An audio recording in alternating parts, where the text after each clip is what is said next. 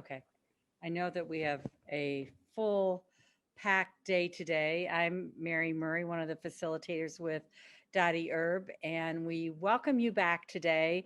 We're so excited to have everybody here. We're sorry that it's online, but that's the way that it's been for quite some time and can't wait till we can get back together face to face. Dottie will go through the agenda in just a few minutes. I wanted to thank the Dean's Compact for the letters training and for me being able to be part of that. It's all new information for me, and it has just been an eye-opening experience. The two sessions, the working individually, the resources that are available. Dottie is my phone a friend when I have questions, and David Brobeck has been absolutely a wonderful resource. We've been able to reach out to him, ask questions, and I will introduce him and ask him to tell us a little bit about what's happening for other people's experiences related to letters and what the data is, because Ohio is being infiltrated by letters, and it's such an amazing experience. So without further ado, David, would you like to share with us? Yes, thank you, Mary. What we're doing right now, if you're not aware, is we have 157 educators from across the state representing 21 institutions of higher education, and then the partnerships they have with various K-12 or PK-12 schools. So what I wanted to give you an update on, and I know some people worry, and one of the things I'm going to ask everybody who's participating or supporting someone who's participating, if you sense that you are a perfectionist, I'm here today. I work for a Catholic university. While I'm not Catholic, I'm going to allow you to give away your perfectionism. Just give it away. It was never intended to hamper you or grasp you or keep you from reaching your potential. With that being said, so where we are right now, we have 157 participants. Unit 1's online sessions have taken place. 23% of the group have completed Unit 1 or more. 17% have completed at least 75% of Unit 1. That means they've gone through at least 6 of the lessons. 42% have completed somewhere between 1 and 5 of the lessons in Unit 1, and 18% have not started yet. Everyone has completed the pre-test. So again, if you're not aware of what we're doing with this, we have set up a network of support. Each person in the group should have a study partner, and if that's not working, talk to your team leader or the regional leader, and we'll try to find somebody who can give you even more support. But the key is to stay with it. And talking to Mary and Dottie, both are emeritus professors willing to take on this challenge to learn about it because it's important for the kids in the state. And I think as we see the evolution of what happens with House Bill 436, we'll even be more thankful we've had these opportunities. So I appreciate being a part of it. And if there's some way we can support you or I can support you, please let me know. Thank you. Thank you, David. Thank you, David, and welcome everybody to our Literacy Collaborative meeting. Just to kind of walk through our agenda a little bit, we have a wonderful speaker this morning, and we're going to let her speak through until about 11:30. Then we'll take a break for our catered lunch that we've all prepared for ourselves. And during that lunchtime, we also have a panel that will be from Mount St. Joseph, who will be talking about their literacy partnership. And then we'll hear some more from our speaker, Julie Washington. And we'll wrap everything up around 2 o'clock. So we're looking forward to a really fun-filled meeting. I would also like to kind of call out Amanda Nickerson, who's one of my former students from Marietta College, who's with us this morning. And I want to offer my apologies for teaching balanced literacy and a lot of whole language stuff when you were in school. I have come to be an advocate of the science of reading since that time. So welcome, Amanda. Okay, I would like to introduce our speaker. Our speaker is Dr. Julie Washington. She's a professor at the School of Education at the University of California, Irvine. Dr. Washington directs the Learning Disabilities Research Innovation Hub, funded by the National Institutes of Health. the Eunice Kennedy Shriver National Institute on Child Health and Human Development. She is also director of the Dialect, Poverty, and Academic Success Lab at UCI. Currently, Dr. Washington's research is focused on the intersection of literacy, language variation, and poverty.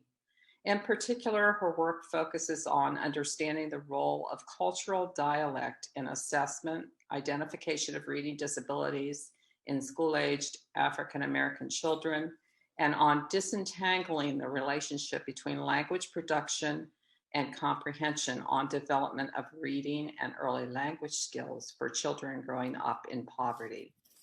So without further ado, please welcome Dr. Julie Washington.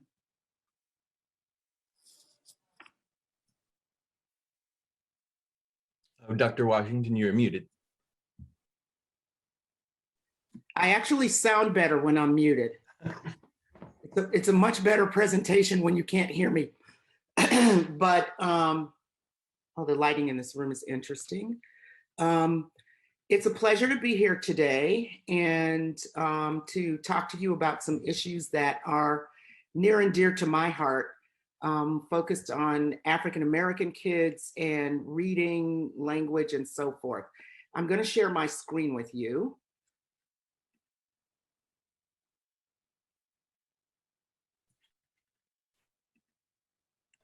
All right, can you see it? Yes, we can. All right.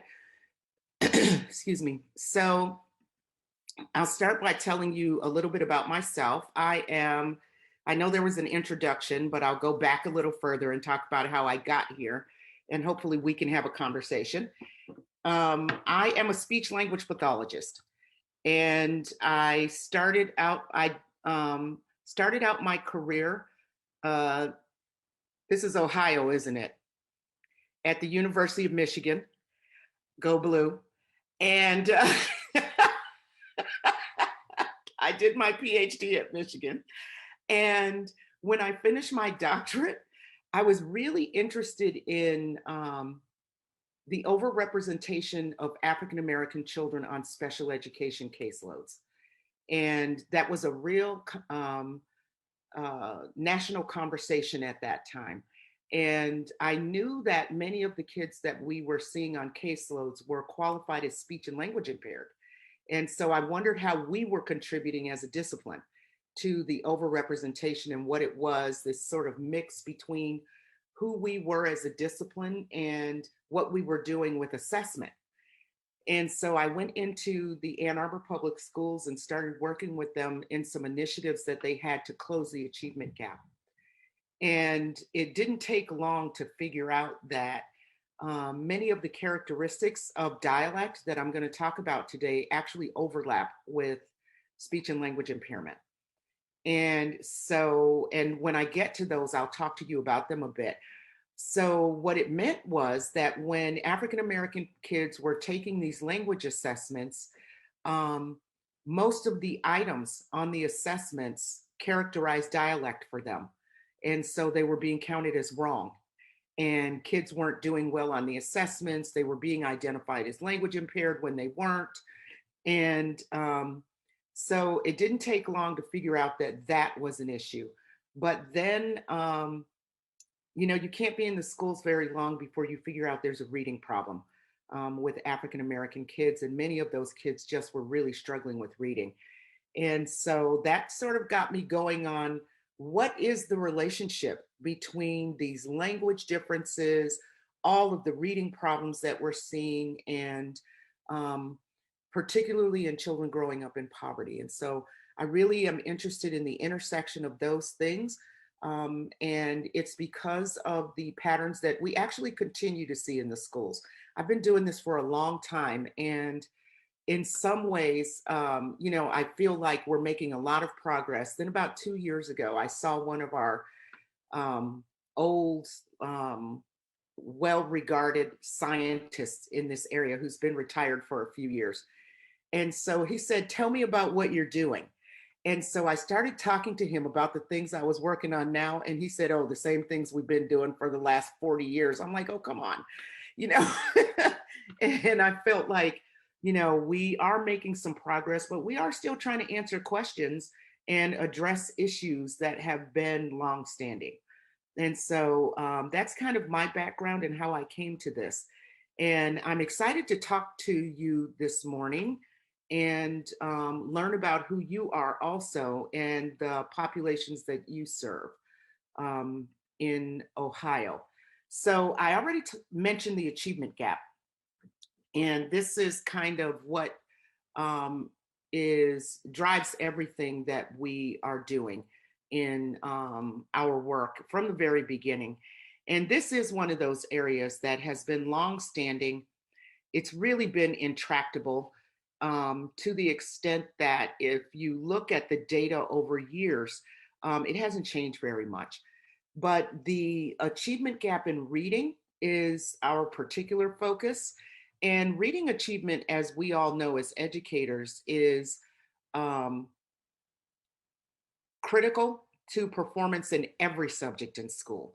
So if you're a child who is in fourth grade and you are taking the state test in science, if you can't read, it's not a science test, it's a reading test.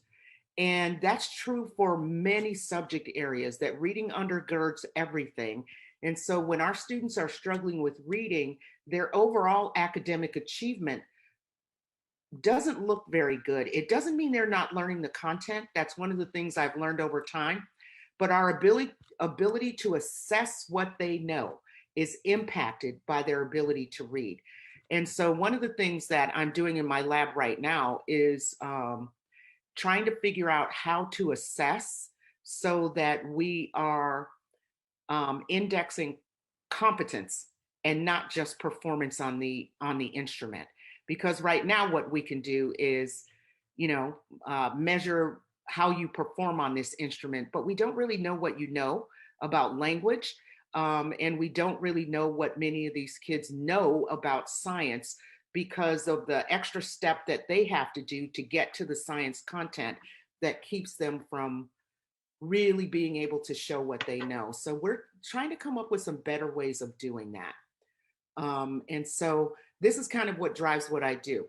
Now, for this meeting this morning, I'm not sure how I think I'm the first person. I'm not sure how we're doing your ability to talk back and ask questions. But if you have questions while I am talking, or something I say really resonates with you, I am happy to interact around it. And so I wanted to be sure you're aware of that. I can only see about 6 people. So Well, we got 56 of us here today. Folks can unmute if they want to speak up and ask you a question. And I don't know if you can see the chat, but we'll be able to see it. And if anybody has any questions they want to ask you, we can forward those to you. Okay. And I actually cannot see the chat. Okay. Well, I'll keep my eye on it. Thank you. Absolutely. Okay. And so I'll move on from that. All right. So the achievement gap is what we're interested in. And this is what it looks like for reading. We know that in 2019, the outcomes improved a little bit, which is, still doesn't look very good, but approximately 8 out of 10 African-American kids in fourth grade are reading at a basic level or below. And only about 18% of them, so fewer than 20% of African-American children at fourth grade are considered proficient readers or advanced readers. And proficient just means grade level, so just grade level reading. So 8 out of 10 of African-American students are reading below grade level in fourth grade. I do want to say the numbers are astonishing. But as a nation, we're not doing very well with reading overall, because even when you look at white kids in fourth grade, 60% of them are having difficulty with reading or at this basic level or below. So there's still a gap of about 22% or a quarter of students, but overall, greater than 50% of fourth graders in the country, when it's assessed on the NAEP, the National Assessment of Education Progress, students just aren't doing well overall. So, you know, this focus that we have right now on teaching reading and making sure that students know or that teachers know how to teach reading is really welcome. But I also am really concerned that people keep talking about the reading wars, that notion of, you know, things have been going on for a long time. That war has probably the longest war in history. But we continue to see students really struggle, but I'm feeling a little more enthusiastic and positive about the focus on reading that I'm seeing among teachers, because we all know that this is an issue for all students, but African American students are really struggling. So again, this is the achievement gap, and this is just looking at it visually. This is from 1992 to 2019. And what I wanted you to see on this is that there's a pattern whereby when you look in 1992, that there's this big gap between white and Black students, and this is fourth grade reading, and it narrowed and it continued to narrow and significant narrowing, and then it stopped. So what we're dealing with right now for the past few years is a plateau that has just been intractable. We've not been able to impact it. And, you know, we're all talking about some of the reasons for that. You know, why is this not changing? Why have we not been able to make the kind of progress that we would like to see? And when we talk about language today, some of what I want to suggest is that these are some of the issues as we figure out what the variables are. For those of you who do research, you know, talking about what percentage of the variance is accounted for by particular issues. When I first started doing research and was really, you know, going to save the world at that point, what I said to my advisor was, I want to account for 100% of the variance in reading. What are the variables that really impact what is going on with African American kids? I still can't identify a lot of the variance, but some of it we're going to talk about today. But one of the ways that we're talking about it a little bit differently in the last few years is about the public health impact. A lot of the work in reading is funded by the National Institutes of Health. The US Department of Education is funding it as well, and a big portion of it. But in the early days, it really was this big reading focus by the National Institute on Child Health and Human Development. And those who know anything about the National Institutes of Health know that their focus is public health, and education is a public health concern, which means that reading is as well. And so when we think about this reading failure in this population of students for whom, if you are in a district, for example, where they make up most of your students, you're spending a lot of time trying to figure out how to handle this reading issue for students. And so it is a public health concern because we know how much impact it has. If you don't learn to read or read at least at a functional level, it impacts your employment, it impacts housing, it impacts a lot of things. And there's a lot of conversation these days about the school to prison pipeline. And one of the things we do know is that many men in particular, and also women, but men in particular who are incarcerated don't read well if they read at all.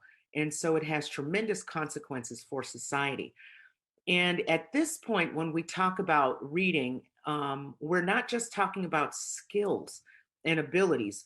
We're talking about access and opportunity, access to high quality teaching, access to literacy resources, access to food, access to housing, and then the opportunity to leave the community and have the experiences that really give you these kinds of opportunities outside of your home and community. because the reality is that reading failure is an issue across the board for African American kids, but children growing up in poverty are really almost uniformly having difficulty. And so the consequences for students are tremendous.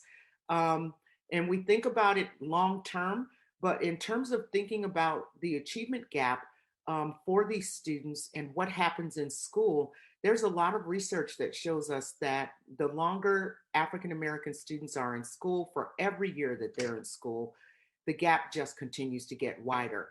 And so this idea that it's intractable and that we are not really succeeding at narrowing it in a way that is very meaningful is on a lot of our minds right now. What is it that is happening? It's not that students aren't learning anything, because they're learning a lot, but the um, rate of growth of that knowledge is so slow that the gap just doesn't close, because while ours, especially our children growing up in poverty, are, have a gap from the very beginning and they're making slow incremental progress, the students at the top are also making progress, and they're making it often much faster.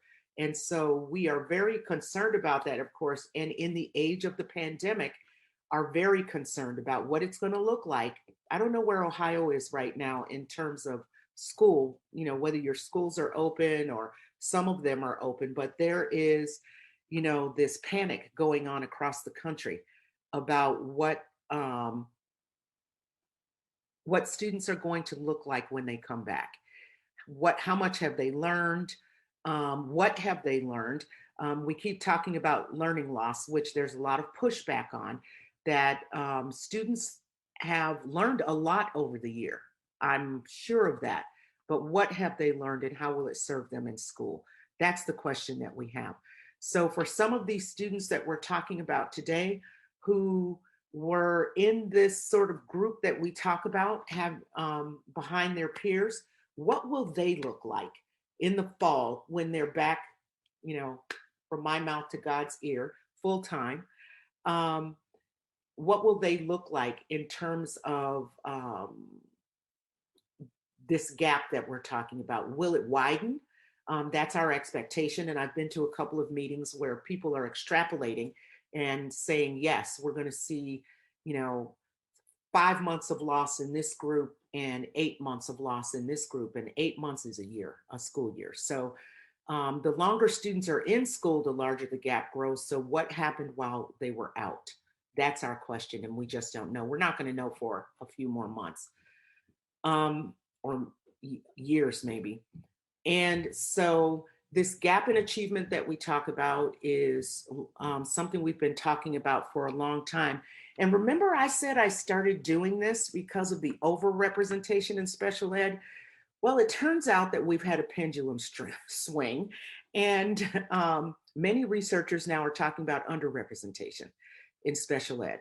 And some of it is a reanalysis of the original data that have showed new trends that we really weren't acknowledging at that time or were aware of. And some of it is just that I think we, in our attempts to address the overrepresentation, we have moved the needle and the pendulum so that we have swung it in the opposite to the opposite extreme. And we need to get somewhere in the middle. So we're finding that kids who are minority kids from different racial ethnic backgrounds, just not just Black kids, and language minority kids, so English learners, are less likely than white English speaking kids to be identified as having certain kinds of disabilities, and are disproportionately underrepresented in special ed as a result, because some of the diagnoses that they're not getting are high incidence disabilities. And so we're seeing, difficulty with underrepresentation at this time. And it is one of the things that I will talk about quite a bit today, because I'm concerned with African American children, that these special education categories like learning disabilities and speech and language impairments that get you intervention in the curriculum are the ones that we're not seeing these students be identified with. Instead, it's things like behavior disorders, um, attention deficit disorders. You know, these are categories where we need to know when students are struggling with them, but there isn't a targeted intervention for kids who have ADHD except medication for some kids, like there is for kids who have a speech and language impairment or who have LD.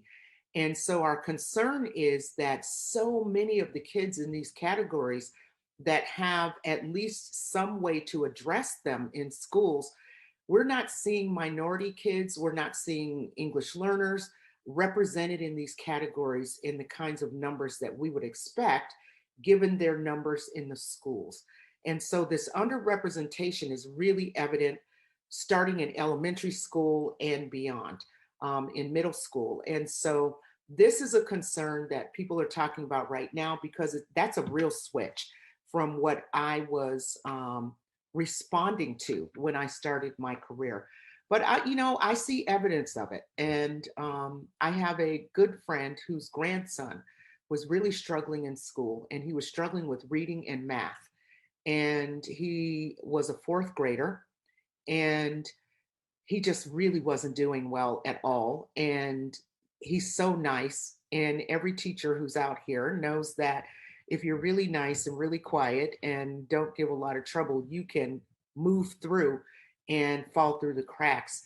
And so I went to an IEP with him and his mother and grandparents, and he has ADD. We had him tested, and he has ADD, but he also has dyscalculia, dysgraphia, and is doing okay with reading because his grandparents taught him how to read and spent a lot of time with him with books. But we're starting to see cracks in that as he's getting older because of his difficulty in the other areas, and he doesn't have a good solid foundation. So we go into this meeting, and this is a Black child. We're in this meeting, we're talking about what his needs are, and the school was really adamant about focusing on ADD and giving him an ADD diagnosis. And I fought it for over a year. And finally, we landed on a specific learning disability. He's having all of the classic signs of SLD, and yet the school went straight for ADD. And that's what's happening to a lot of minority kids, not helpful. Sometimes people say, well, why does it matter? Well, it matters because now we're focused on math in a more targeted way than we were in the classroom. He was just struggling and drowning in the classroom. And so now we've identified some interventions for him.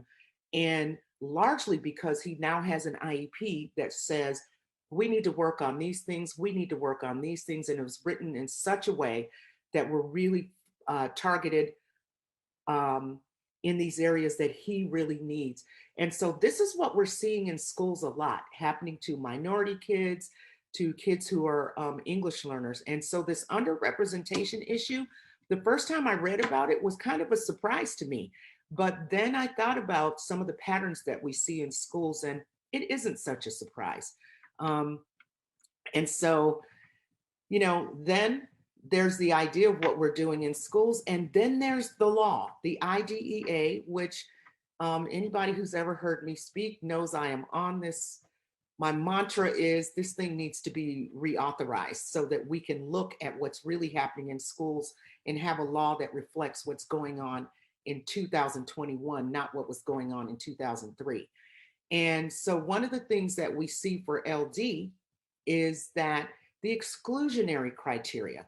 So the exclusionary criteria for a specific learning disability restricts children from diagnosis whose learning problems are primarily the result of environmental, cultural, or economic disadvantage. Well, for African American kids, for other kids of color who are disproportionately poor, it appears that we have decided in the United States that it's not possible to be poor and have LD. So why is it an exclusionary criteria? We've decided that if you're poor and you can't read because you're poor. And that is faulty thinking on our part. And I understand the spirit of this exclusionary criteria was to prevent overrepresentation of poor kids in special ed. And what we have done instead is we swung it the other way, and now they can't get those services. The same is true for English learners who are really underrepresented in these groups. And at a time when states are really focused on dyslexia, I am concerned that the complexion of dyslexia as a category does not include Black and Brown kids very often. It is a category that is becoming more about privilege, and in terms of economic resources, when I say privilege, economic resources.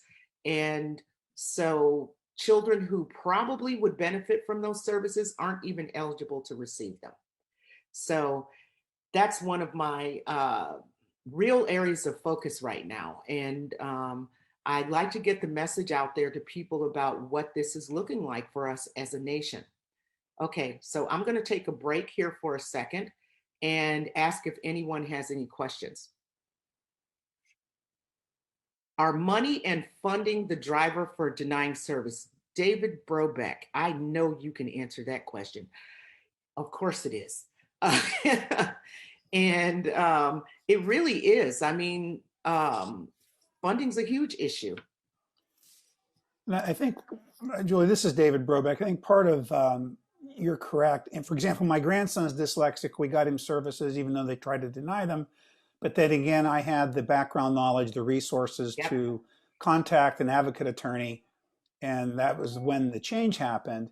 But the same poor kids in Athens County, Ohio, which is very poor, who can't read, didn't get that advantage.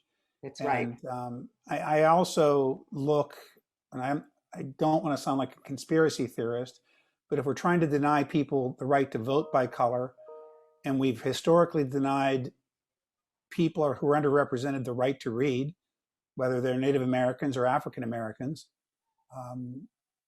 there are different ways to try to achieve the same goals. Absolutely. Maintain these things for a minority that has control and power. The other piece is the funding part. When I teach a finance class, is we take a look at the amount of money that has been shifted for-profit schools, taking public money. So it has to come from somewhere. And if politicians don't want to raise taxes, we can deny some services to whatever special ed or reading programs or anything else, then we have more money to give away to private. And absolutely. You know, the other thing about special, can I call you David? Yes. The other thing about special education, David, is that it's an underfunded system, an unfunded mandate since the beginning of time. And the reality is that I say that, and then I have to say, from traveling to other countries, the IDEA is the envy of the world, that there are so many countries that don't have special ed laws at all. So kids with special education really are not just underserved, but they're not being served at all. So it's a good law in many ways, except it's never been funded. And so it is in states, you know, state education associations, in local associations, special education is a huge price tag, and yet it's so necessary for improving outcomes. And I, like David, am really concerned about how the ability to be served is really often incumbent on the engine of the parent. And so the parent who pushes, the parent who spends money, the parent who, you know, understands how to work the system. And I love the power of parents. I know that that's how a lot of these state level dyslexia laws are passing, is that the parents are amazing. I am in awe of them, the way that they've been able to get things moving. But that means that if you don't have someone in your corner who has the education, the knowledge, the wherewithal to do those things, that often you aren't getting what you need. And it shouldn't work like that. But it does. And so in addition to, focusing on parents, on kids, I really think that a focus on getting African American parents and parents of other children of color involved, teaching them how to advocate for their kids in the system. I said earlier, I go to IEPs with the secretaries at the university, and I've gotten a reputation for it. I'm getting texts. It's like, I have a child who has an IEP, and someone told me about you. Can you talk to me? And so I know this service is really needed by families, and we have to find some way to provide it. We have a good question in the chat. Okay, Amanda, have you found that particular assessment tools are more equitable for identifying diverse student populations with dyslexia, or do assessment instruments still need refined and reimagined in order to be more equitable? Do you have any recommendations? I'm actually going to talk about that a little bit today, because the grant, I have a Learning Disabilities Research Innovation Hub that was funded by the National Institute on Child Health and Human Development. And the whole focus of the hub was how, in a population of kids where 8 out of 10 are struggling with reading, how do you find kids who have reading disabilities and dyslexia? How do you identify them? Well, one of the things we've learned is that our assessment instruments are not helpful. And I know with speech and language assessments, for example, the assessments aren't sensitive enough to tell the difference between disability and poverty. And so children who are growing up in poverty all look like they have language impairments on these instruments, many of them. When you go into a classroom, you can have 80% of the kids look like they need speech and language support in special education, when what they really need is intervention in the classroom, enrichment. That was the response to intervention idea. And when it comes to dyslexia, when we are looking at our reading instruments and our language instruments, we're not finding that they really have the sensitivity to be to filter this population of students so we can tell who really has dyslexia. So actually, we are submitting a paper in August, and maybe I could come back and talk to you after it's been submitted and written. But we have the data from this hub, and what we have learned is that what we're going to do to identify these kids is use statistical modeling, because that's the only way we can do it. So using methods like latent profile analysis to identify kids with different profiles in our data set and figure out which kids in this group of kids where most are struggling with reading stand out from the rest. And perhaps those are our kids with dyslexia. But at this moment, we're not sure. But there's work going on in this area in addition to our lab, like Nadine Gabb at Harvard is working on a dyslexia screener. And she and I have talked a number of times about it. And she's being very careful to make sure that she includes all these underrepresented kids in this screener, so that we don't end up with a screener that doesn't include these guys and doesn't include these kids that we're having so much trouble identifying. So, when it comes to the question about, do I have recommendations? We're using the same things you do. You are probably instruments like, the C-top and the Woodcock-Johnson. And we're learning some things about the kids, but we're not confident that we're learning really what they know. We're learning what they can't do on those instruments. So we have a two-pronged approach. We're going to try to use statistics to identify kids who have dyslexia, so we can see that profile and what they look like in this group of struggling readers. And then also, I just got funding to develop an assessment. And so we're working on that. And I know that's not a satisfying answer for, March 25th, 2021. But we're also starting to do some work about writing what we actually do know right now, what we can do. But there are still so many unanswered questions. So that's my answer to Amanda. Michelle, I wonder, are children in subgroups under-identified or over-identified for other disability categories? Yes, that is one of our big concerns, that if you look nationally at the behavior disorder category.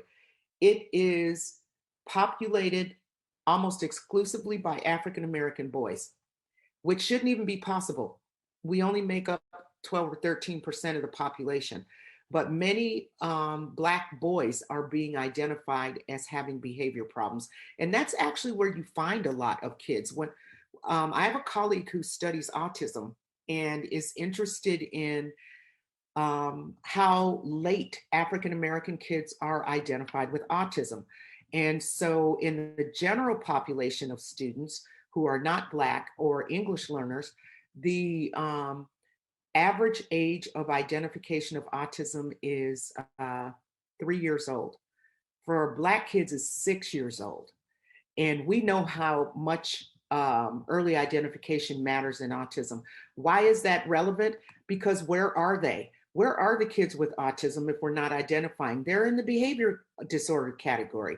And typically it's a teacher who says, I think something else is going on with this child. I think this is not just a behavior issue.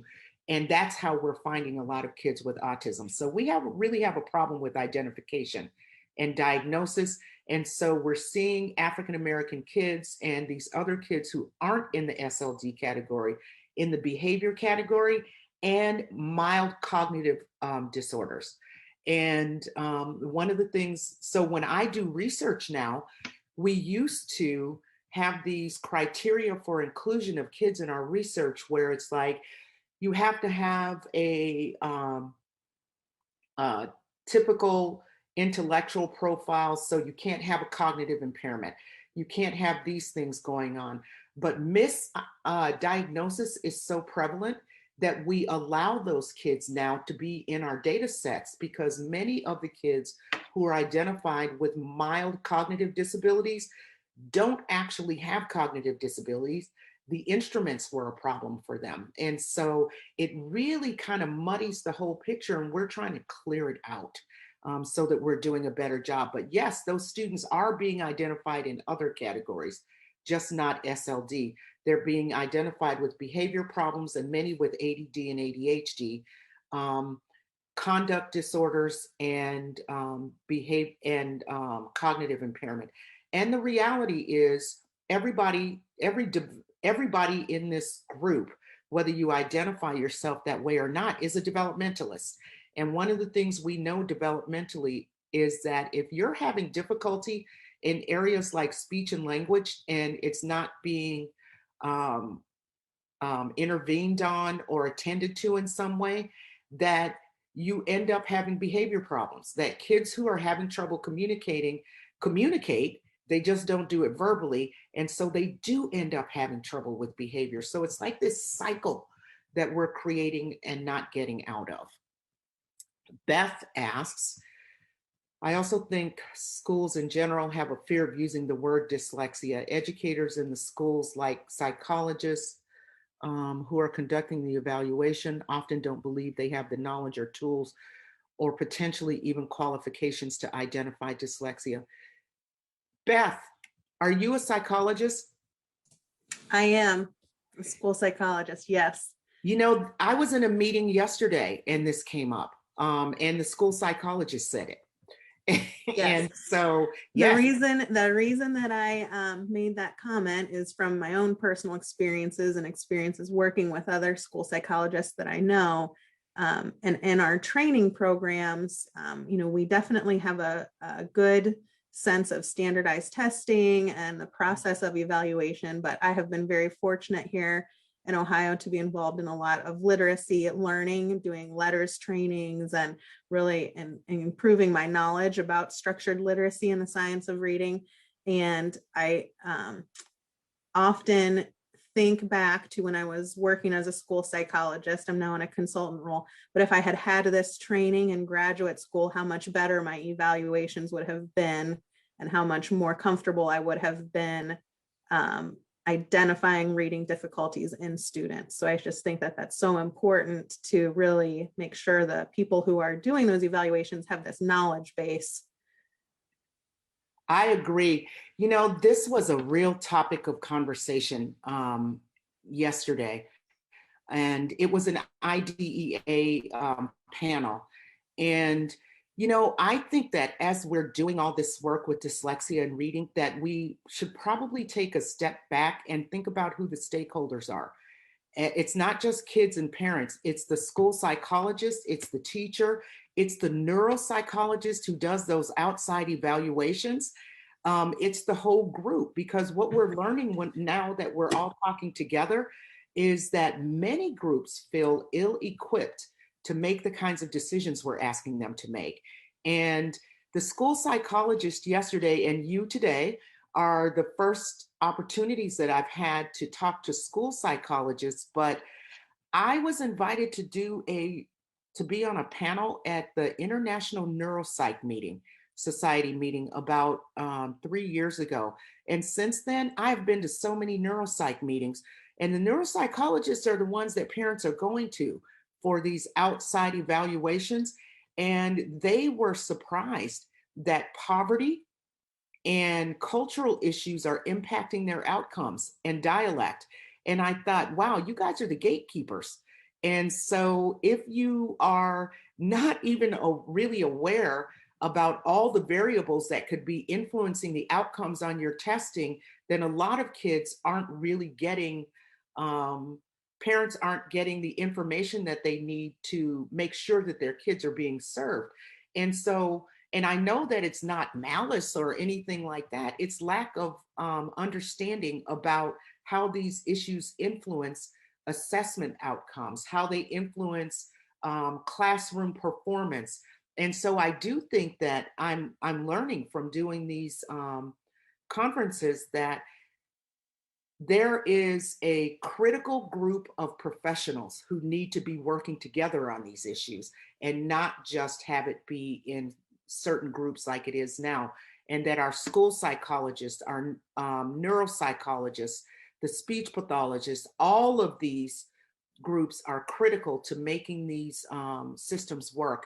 And especially as we are enacting these laws, I am glad to see the state level attention to dyslexia. I know that Ohio has a law, but on the other hand, they scare me because of all of the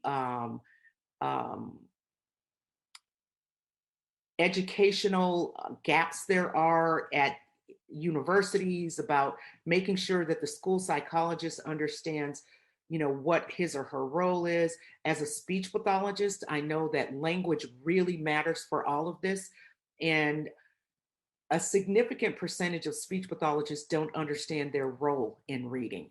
And so there's this re-education piece and education piece, you're right, that is not being attended to, that I'm hearing more and more about. And the school psychologist yesterday said exactly what you said.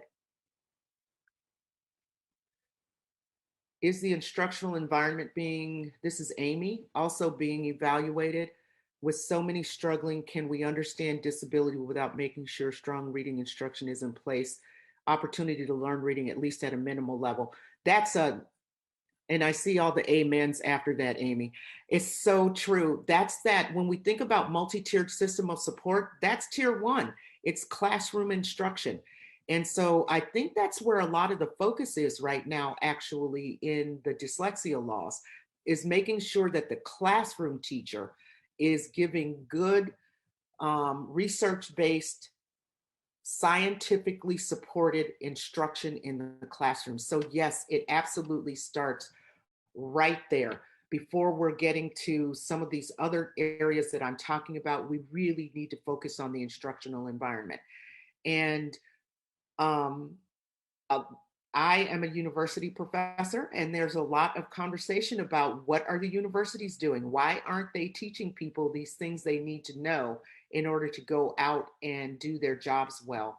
And, I agree, actually, that a lot of people aren't getting it in their training programs. And then when you go in and you're leading that class, we need for it to be at that level first. And when we know that we've got a good, solid classroom instructional environment, then we can start talking about some of the other supports that kids need. But yes, the whole system, there's this thing about reimagining education I see coming through my email every day. And that's really what we're talking about, is reimagining the way that and retooling the way that we are teaching reading. Lack of expectation absolutely is an issue. Um, so with you now in California, does the state still use a statewide curriculum? No, California is so locally controlled that even the dyslexia law that they passed in this state is watered down so that you can't make anybody really do anything. They opt in at a local level. So it's going to be an interesting environment for me to figure out what's going on. But I appreciate the efforts, that's for sure. And I see UC, and I know that's the University of Cincinnati. Every time I see it, I'm in the UC system too, but it's the University of California. So every time I see it, I'm like, oh, somebody from home. It's like, nope, that's Cincinnati.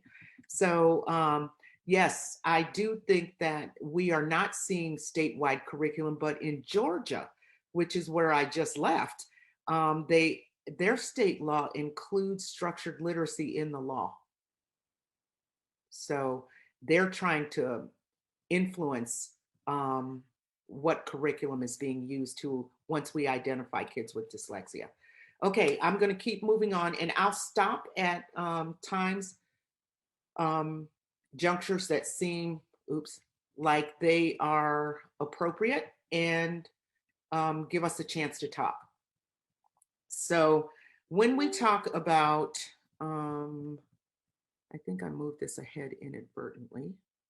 So, all right.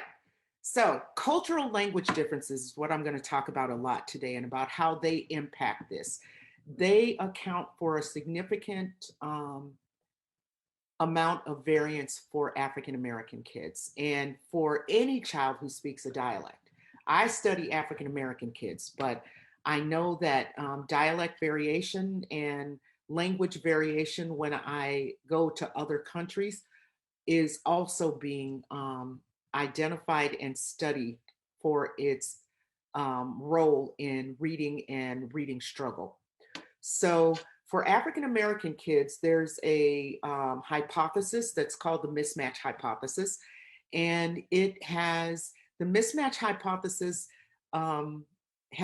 was first suggested in 1969.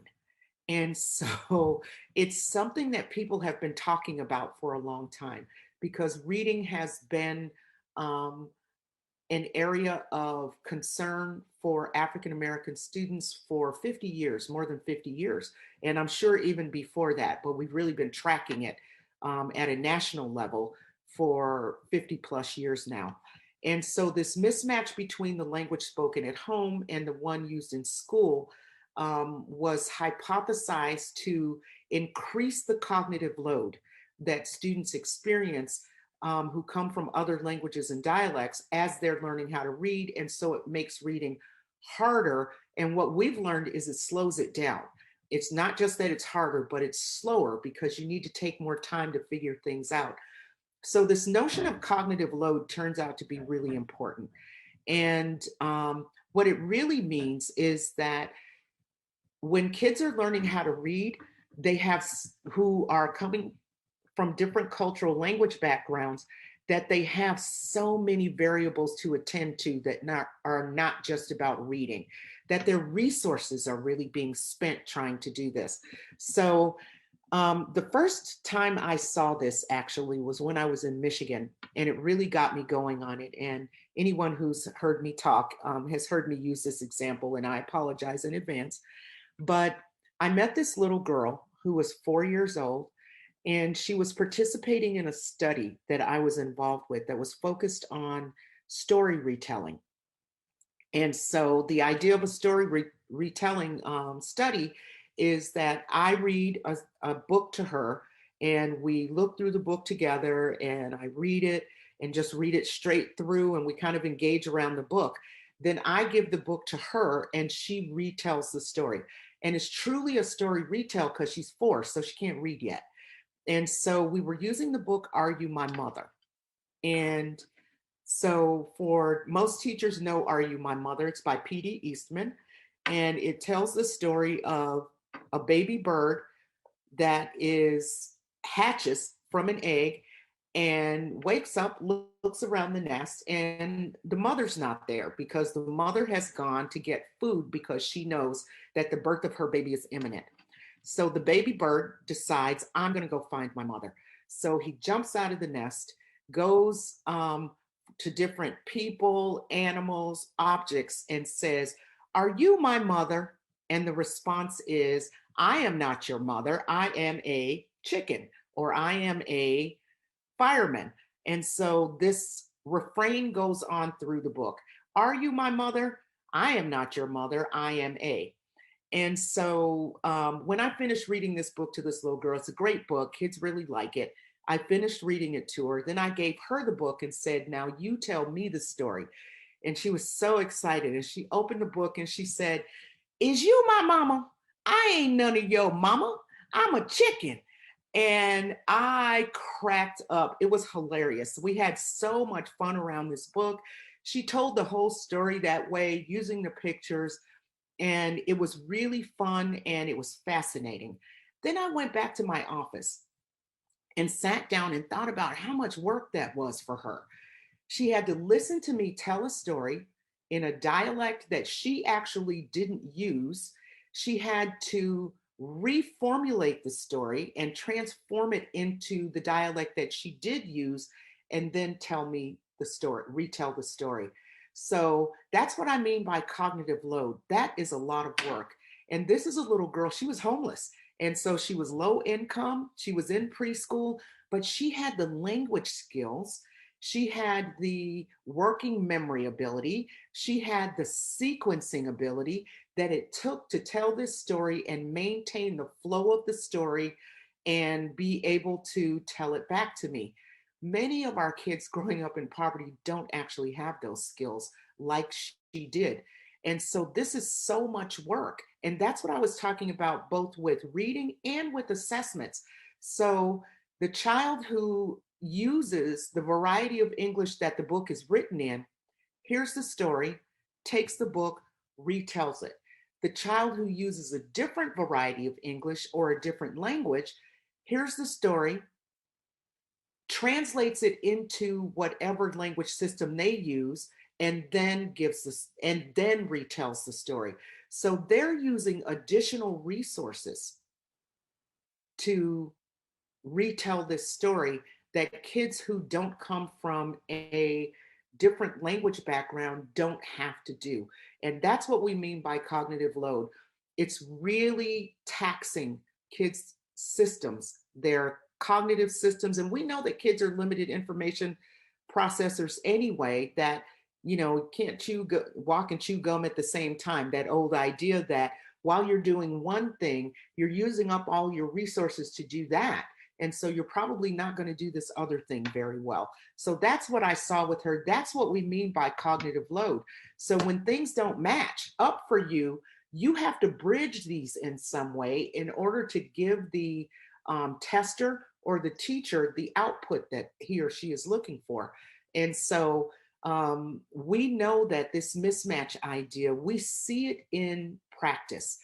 And so that's one of the things about the impact of cultural language difference. But then there's the second bullet, which I just mentioned because I'm a speech pathologist. And I know there are probably some of us on this call that the language characteristics of dialect, African American English, and many other dialects significantly overlap with the characteristics of language impairment. So it makes it difficult for us to identify kids who are having language disorders and distinguish them from kids who just have different language skills. And so this idea that this mismatch between, the home variety, if you will, or the cultural variety, however you index it, is going to interfere or at least increase the complexity of what kids are trying to do. So the mismatch hypothesis, as I said, has been around forever. And we always talked about it as scientists when I was early in my career, but we didn't have the methods really to test it. And so when I was at the University of Wisconsin for a while, I talked to my colleague, Mark Seidenberg, who does computational modeling. And I asked him if he could develop a model, a computational model that we could use to test the mismatch hypothesis. So that's what this paper is. And so he developed a computational model, which is a theoretical model where you are giving it input and trying to train it to do certain kinds of tasks. And so you give the model the input, and then the model works and tries to learn the things that you want it to learn. And so in this case, we gave the model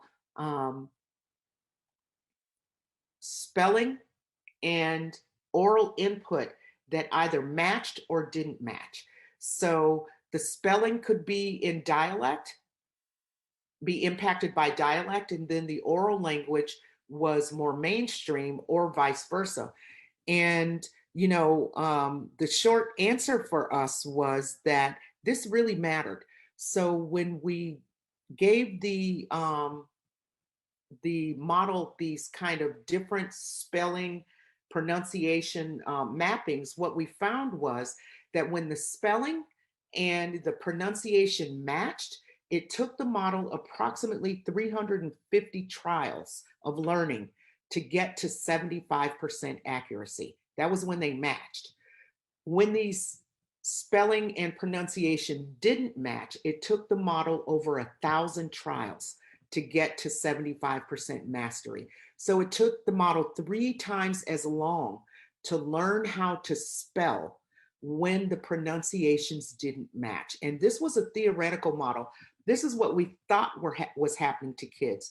And we finally developed a model that allowed us to test it. And in fact, that is what we see in our data, that the growth of reading, the growth of spelling is really slowed down by the presence of cultural linguistic variation.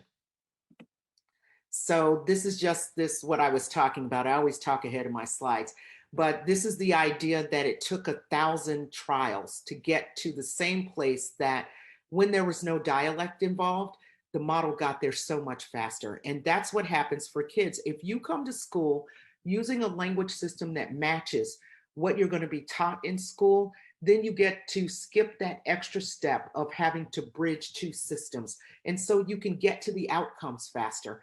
And this made so much sense to us, but we were glad to be able to finally test it and be able to say, yes, in fact, what we thought was happening with children probably really is happening.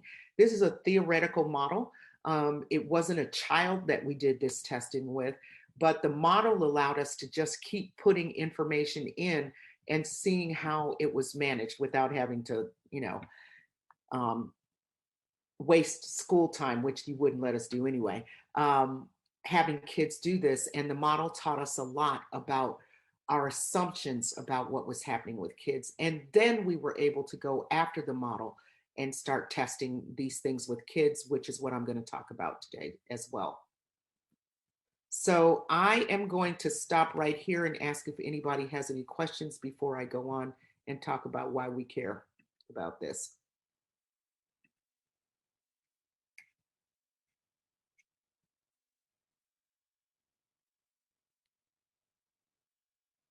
Okay, are there any questions? If not, I'll just keep going on. Okay, so the question comes up, why do we care about this? Well, we have learned that this really matters for student performance. And so this is something I'm going to say more than once, what you see on this slide, and that is that students who have not learned to use the school code by the end of 3rd grade are usually 1 or more grade levels behind by the time by the time they get to 4th and 5th grade. And by the school code, I mean the language of literacy, the way that language is used in a literate context, the language that kids are expected to read and write.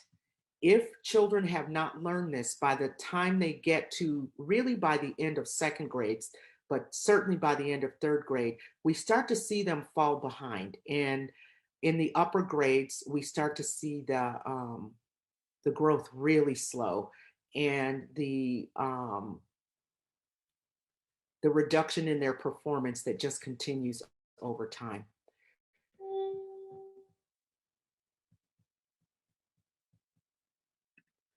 So this is just a visual representation of that we saw in an article a while back.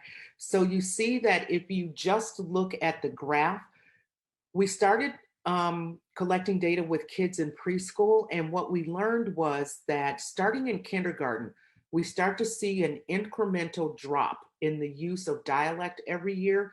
But this is what it looks like from second grade and beyond. So we still have a lot of kids who have been in school now for 2 or 3 years who are starting to use more and more of the language of the classroom. And then by third grade, we see a big drop between second and third grade. But what we see after that is basically a plateau where if you have not learned to use the language of the classroom by that time, you probably won't do it spontaneously. We see a little bit of a dip in fifth grade, but it's not statistically significant.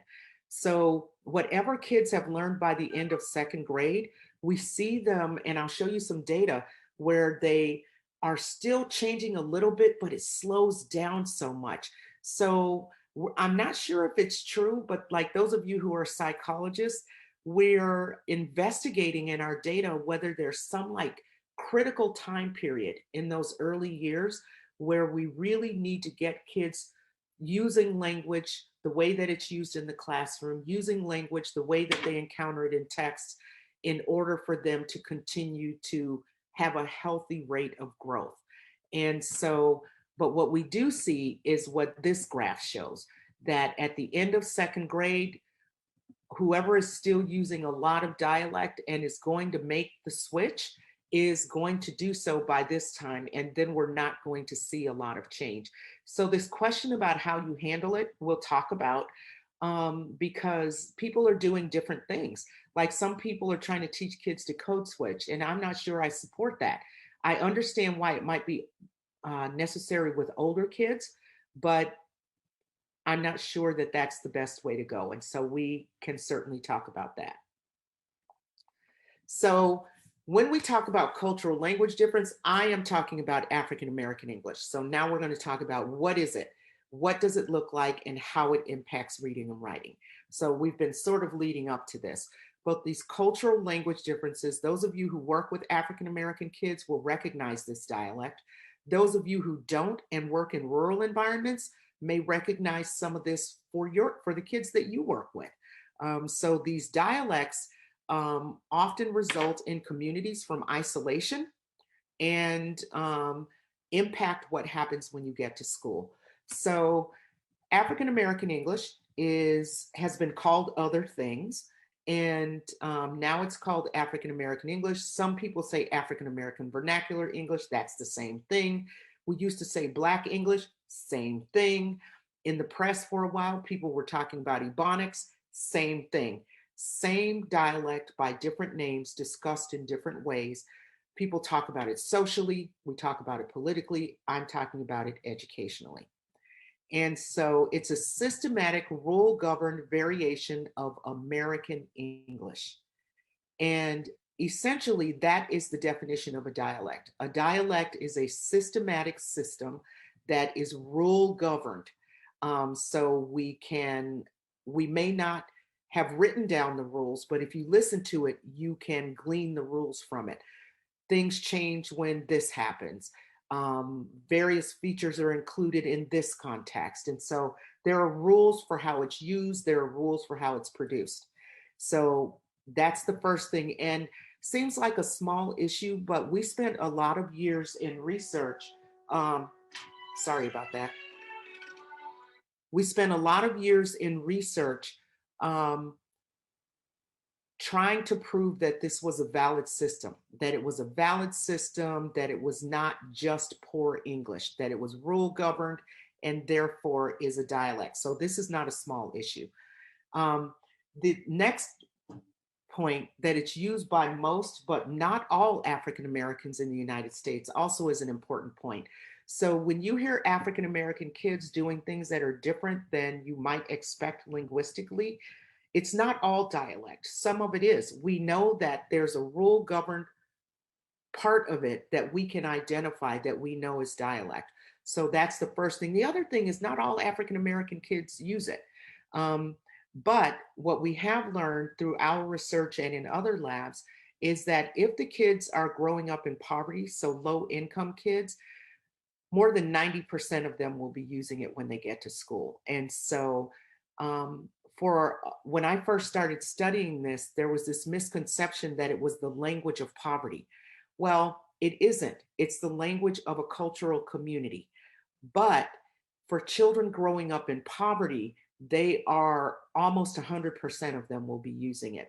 And because we were studying kids growing up in poverty, we made the erroneous assumption that therefore it was an impoverished system. It's not an impoverished system, but within the low income community of children, you will find this dialect being used 9 out of 10, closer to 10 out of 10 times when kids are coming into school. So if there are people in this group who are working with preschoolers, early childhood, you will hear it if you're working in Head Start, for example. The other important piece of this dialect is that it's an oral language system. It has not been codified in written language, so it has no written counterpart.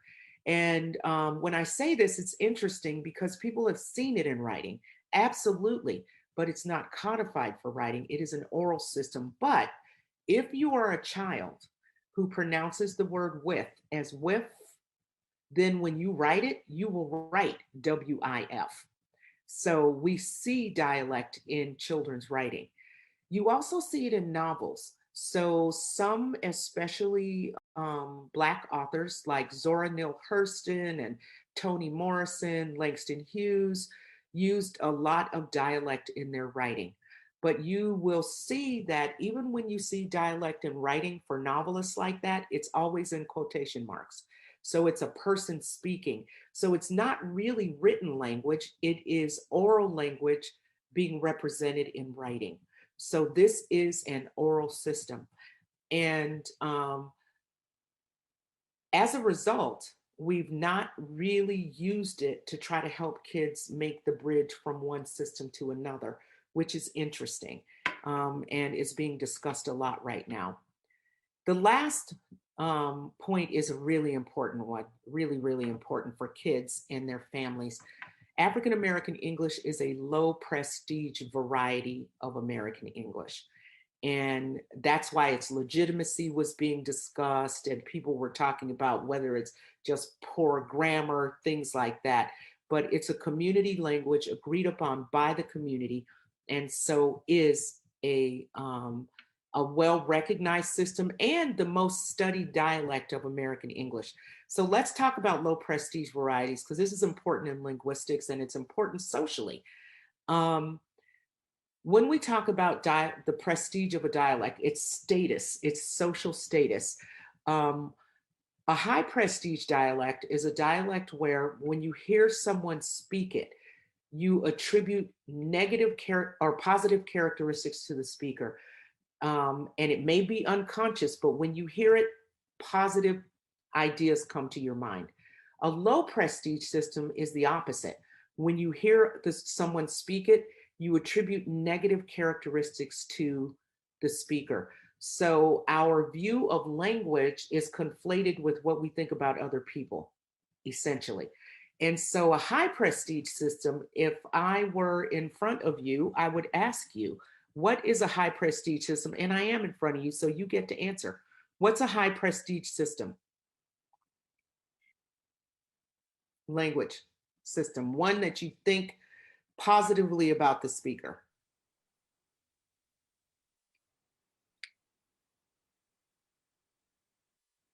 I saw Debbie open up, but then it was gone because I can answer the question. I'm being shy. I was thinking of British English. Yep, that's the first one everybody. That's the first one everybody says is British English. When people hear a British accent, they think you're high class and that you speak English really well, and you might even be related to Queen Elizabeth. And so that is a really high prestige variety. When we hear it, we think really positive things about the speakers. Even within that high prestige system, there are low prestige varieties. People know that Cockney English is considered a lower prestige variety, but that's probably the first one everyone says. In the United States, the variety that is identified as a high prestige one most often is Bostonian English. And it's the Bostonian English of the Kennedys, not the Bostonian in the urban area. But the Bostonian English of the Kennedys is considered a high prestige dialect in this country. Um, then, when you talk about low prestige varieties, what comes to mind for anyone out there who cares to answer?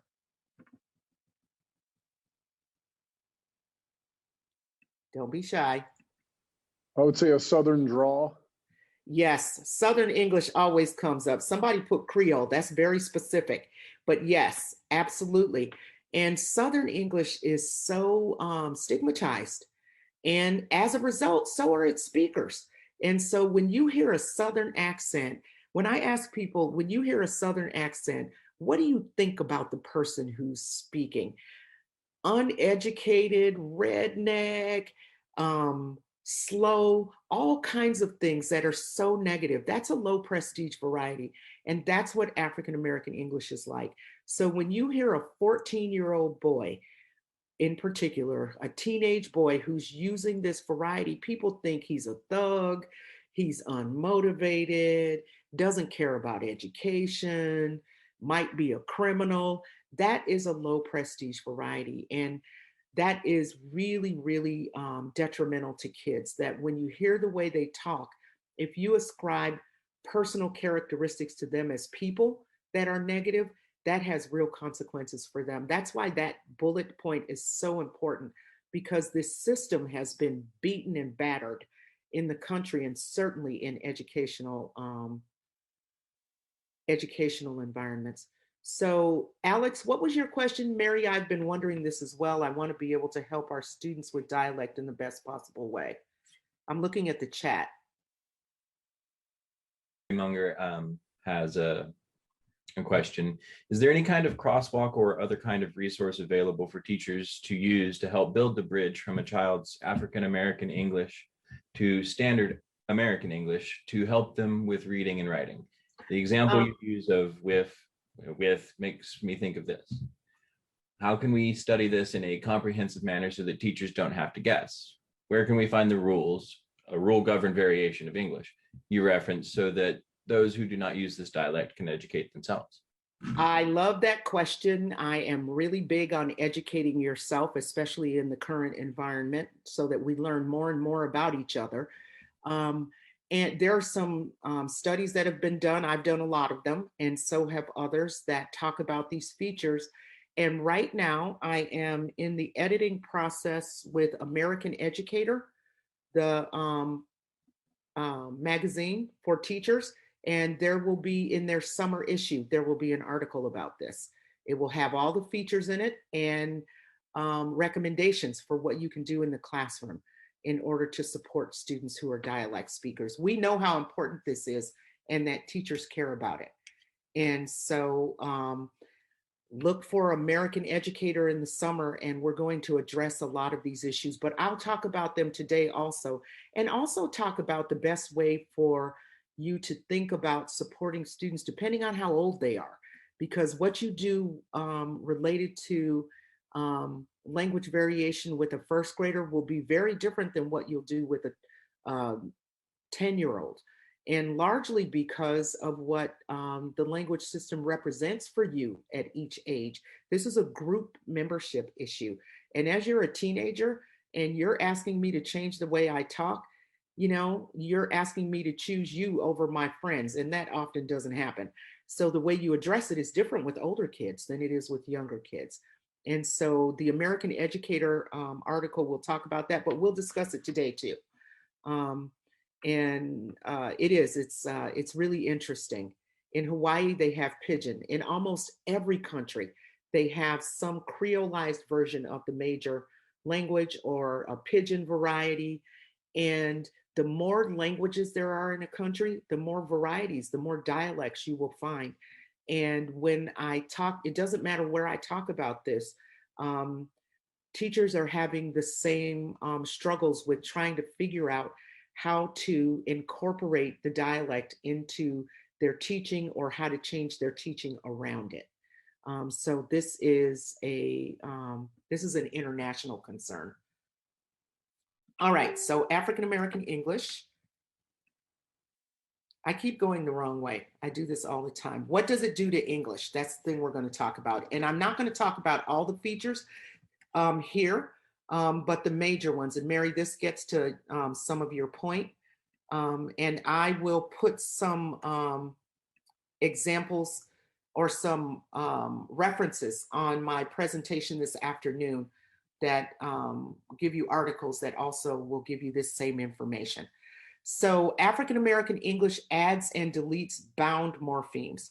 For those of you who know language, a free morpheme is a word. A bound morpheme are the word endings that you put on the suffixes that change the meaning of words, like S and ED and ING.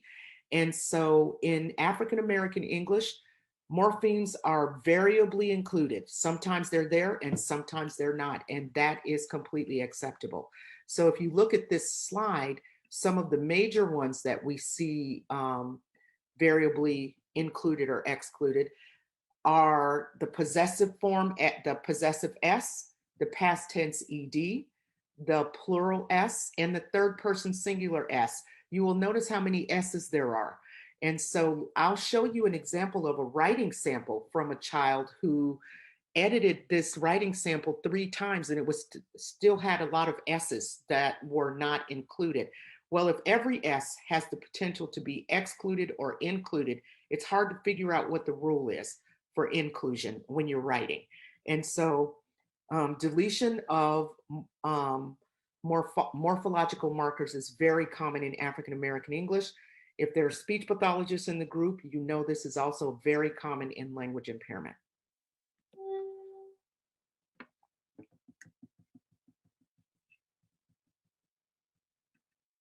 It also impacts the verb and the verb phrase.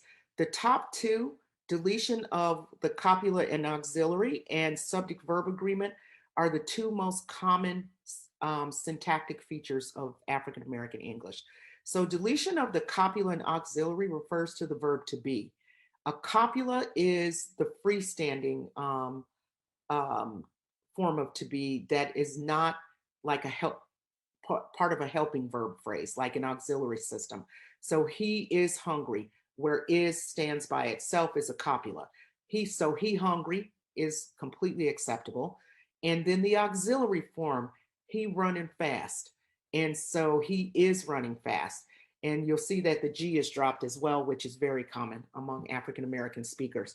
But so deletion of copula and auxiliary is the most common form that you'll see in African American speakers. Deletion of is, are, and am. What is not deleted is was. So was is obligatory. It is always included. So it's only certain forms of the verb to be.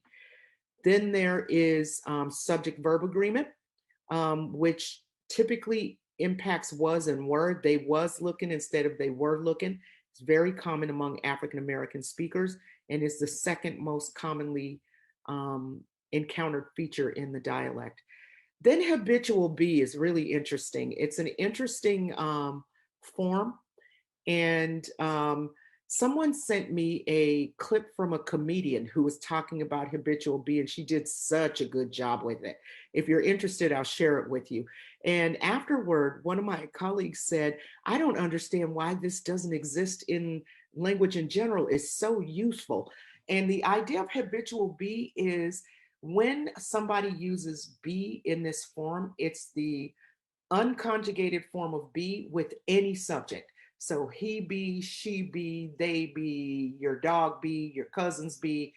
It can be used no matter what the subject is, and the verb is in its infinitive form. But it is not a substitute for is and are in the way that people think about it. It actually has a different kind of meaning.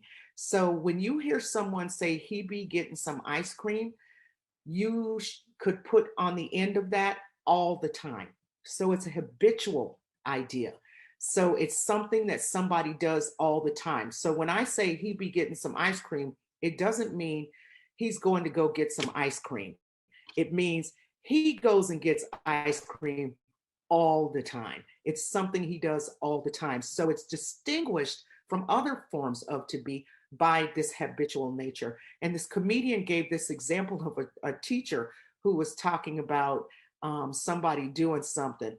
And the Black kids in the class were like, "Yeah, he be getting some ice cream." And she said, "Yes, he does." And she said, "No, he be getting ice cream like every day." And then the teacher understood that she meant that what it meant was it's a habit. It's something that they do all the time.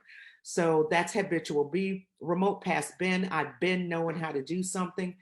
And for anybody who's in this group from the South, you will recognize that some of these are Southern features.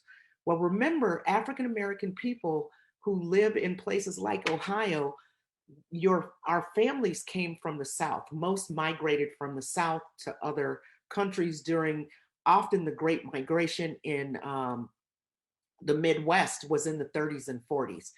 And so when African American people left the South, they took this dialect with them no matter where they lived. And that's how it's come. Many of these features have come to be associated with us as a cultural group. And because you'll hear it everywhere. Like I grew up in Seattle, and you hear these features in Seattle as well. Because even though I was born and raised in Seattle, my mother is from Texas and my father's from Arkansas. So my generation is the generation that often is the first generation out of the South. Um, and so some of these you will recognize if you know any Southern English as also Southern features. So when I was in Georgia, it was like a treasure trove of dialect because, and I learned so much about dialect more than I did in my whole career by being there for 10 years, because we had kids who spoke cultural dialect and a regional dialect on top of each other. And so they were really dense dialect users, which was so informative. Then there's what African American English does to pronouns. We hear like the second one is really common, the regularized reflective. So instead of himself and herself, is his self and she self. And that's allowed. The appositive pronoun I love when I hear people use it, where you use the noun and the pronoun together. So my mama, she, my daddy, he, my cousins, they. So you use both of them, very common. And so there's the pronominal influence. And then there's the group we call other. It doesn't fit into verbs. It's not morphemes. It's not in those categories, but super common.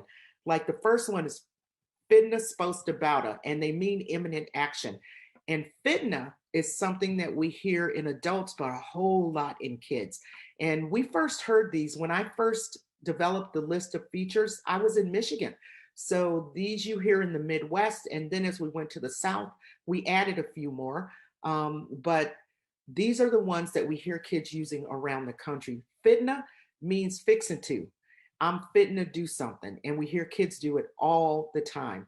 And the interesting thing about fitna is when I was first doing this work in Michigan, and we heard kids using this all the time, but then when I was looking at our transcripts that our research assistants were coding, so we would tape kids' language and then they would transcribe it, didn't see fitna anywhere in the transcripts. And I said, but I hear the kids do it all the time.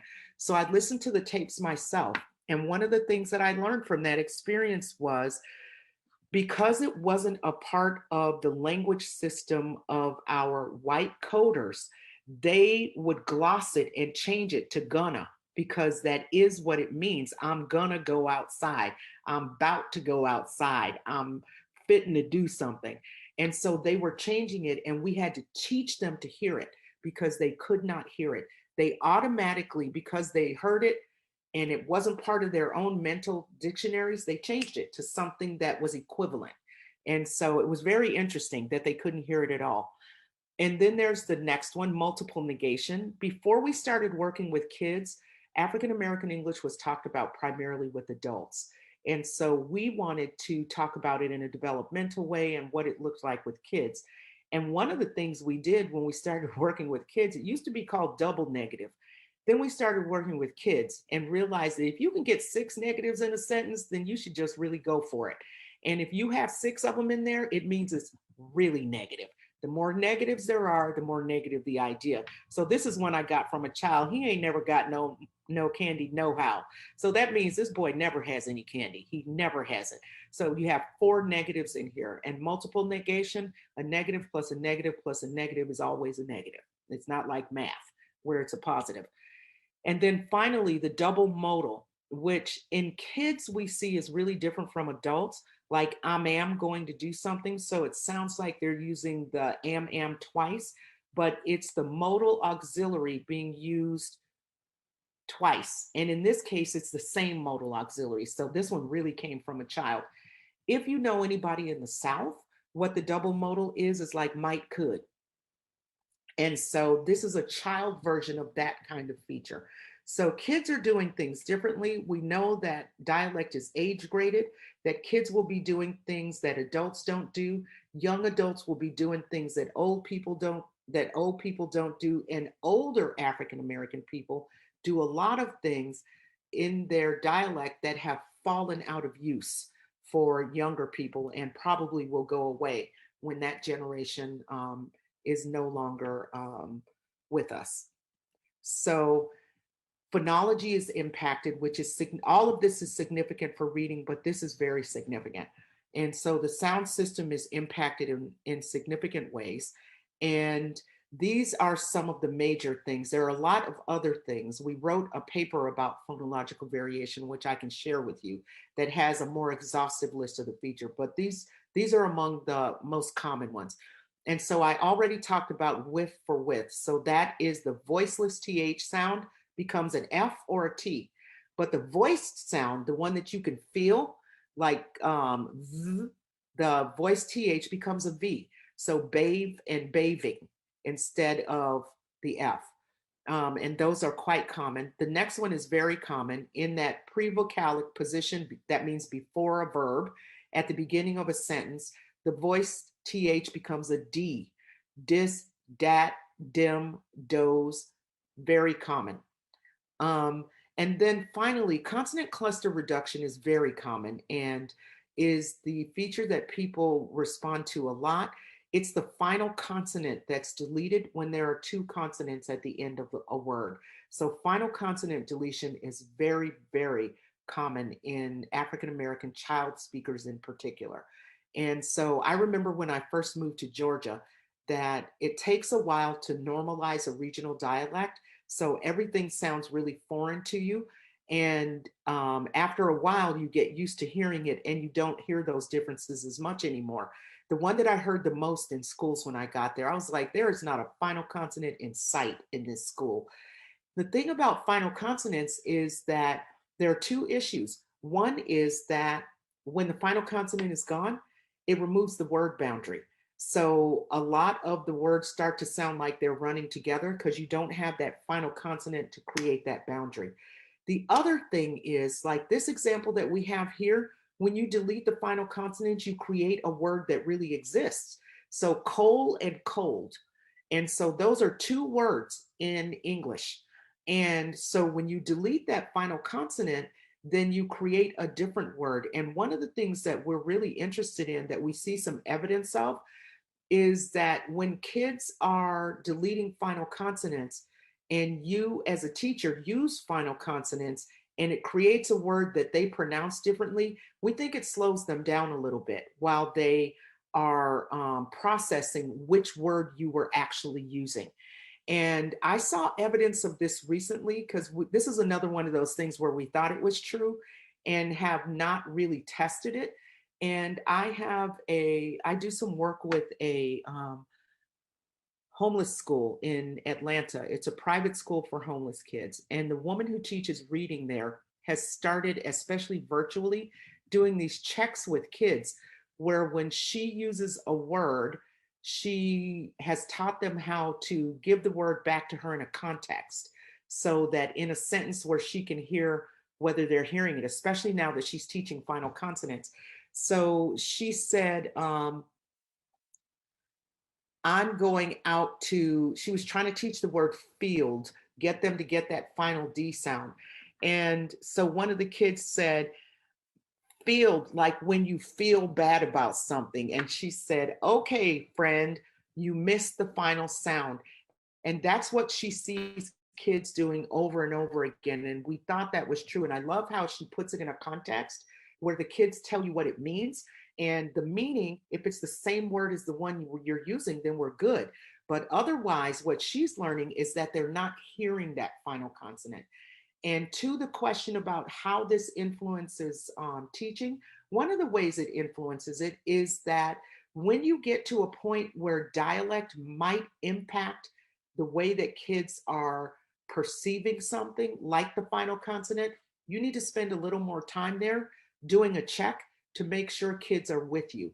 Because one of the things we saw in a study that we did on phonemic awareness was that African American kids, if you use the final consonant position to test phonemic awareness in a kindergartner, for example, they have a 50-50 chance of getting it right. So it's just chance. They don't really get it because it's still so variable in their system. But a year later in first grade, almost everybody got it because now they figured out how to hear it. They've heard it enough.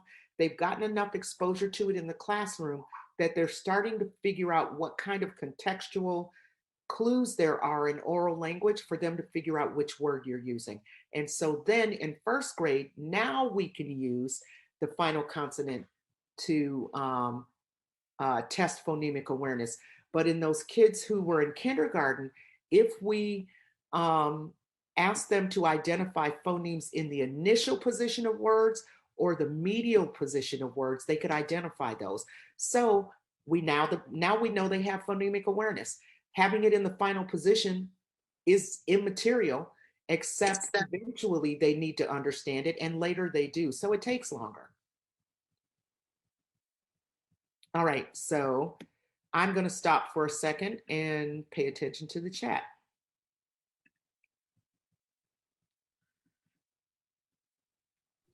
And ask if there are any questions.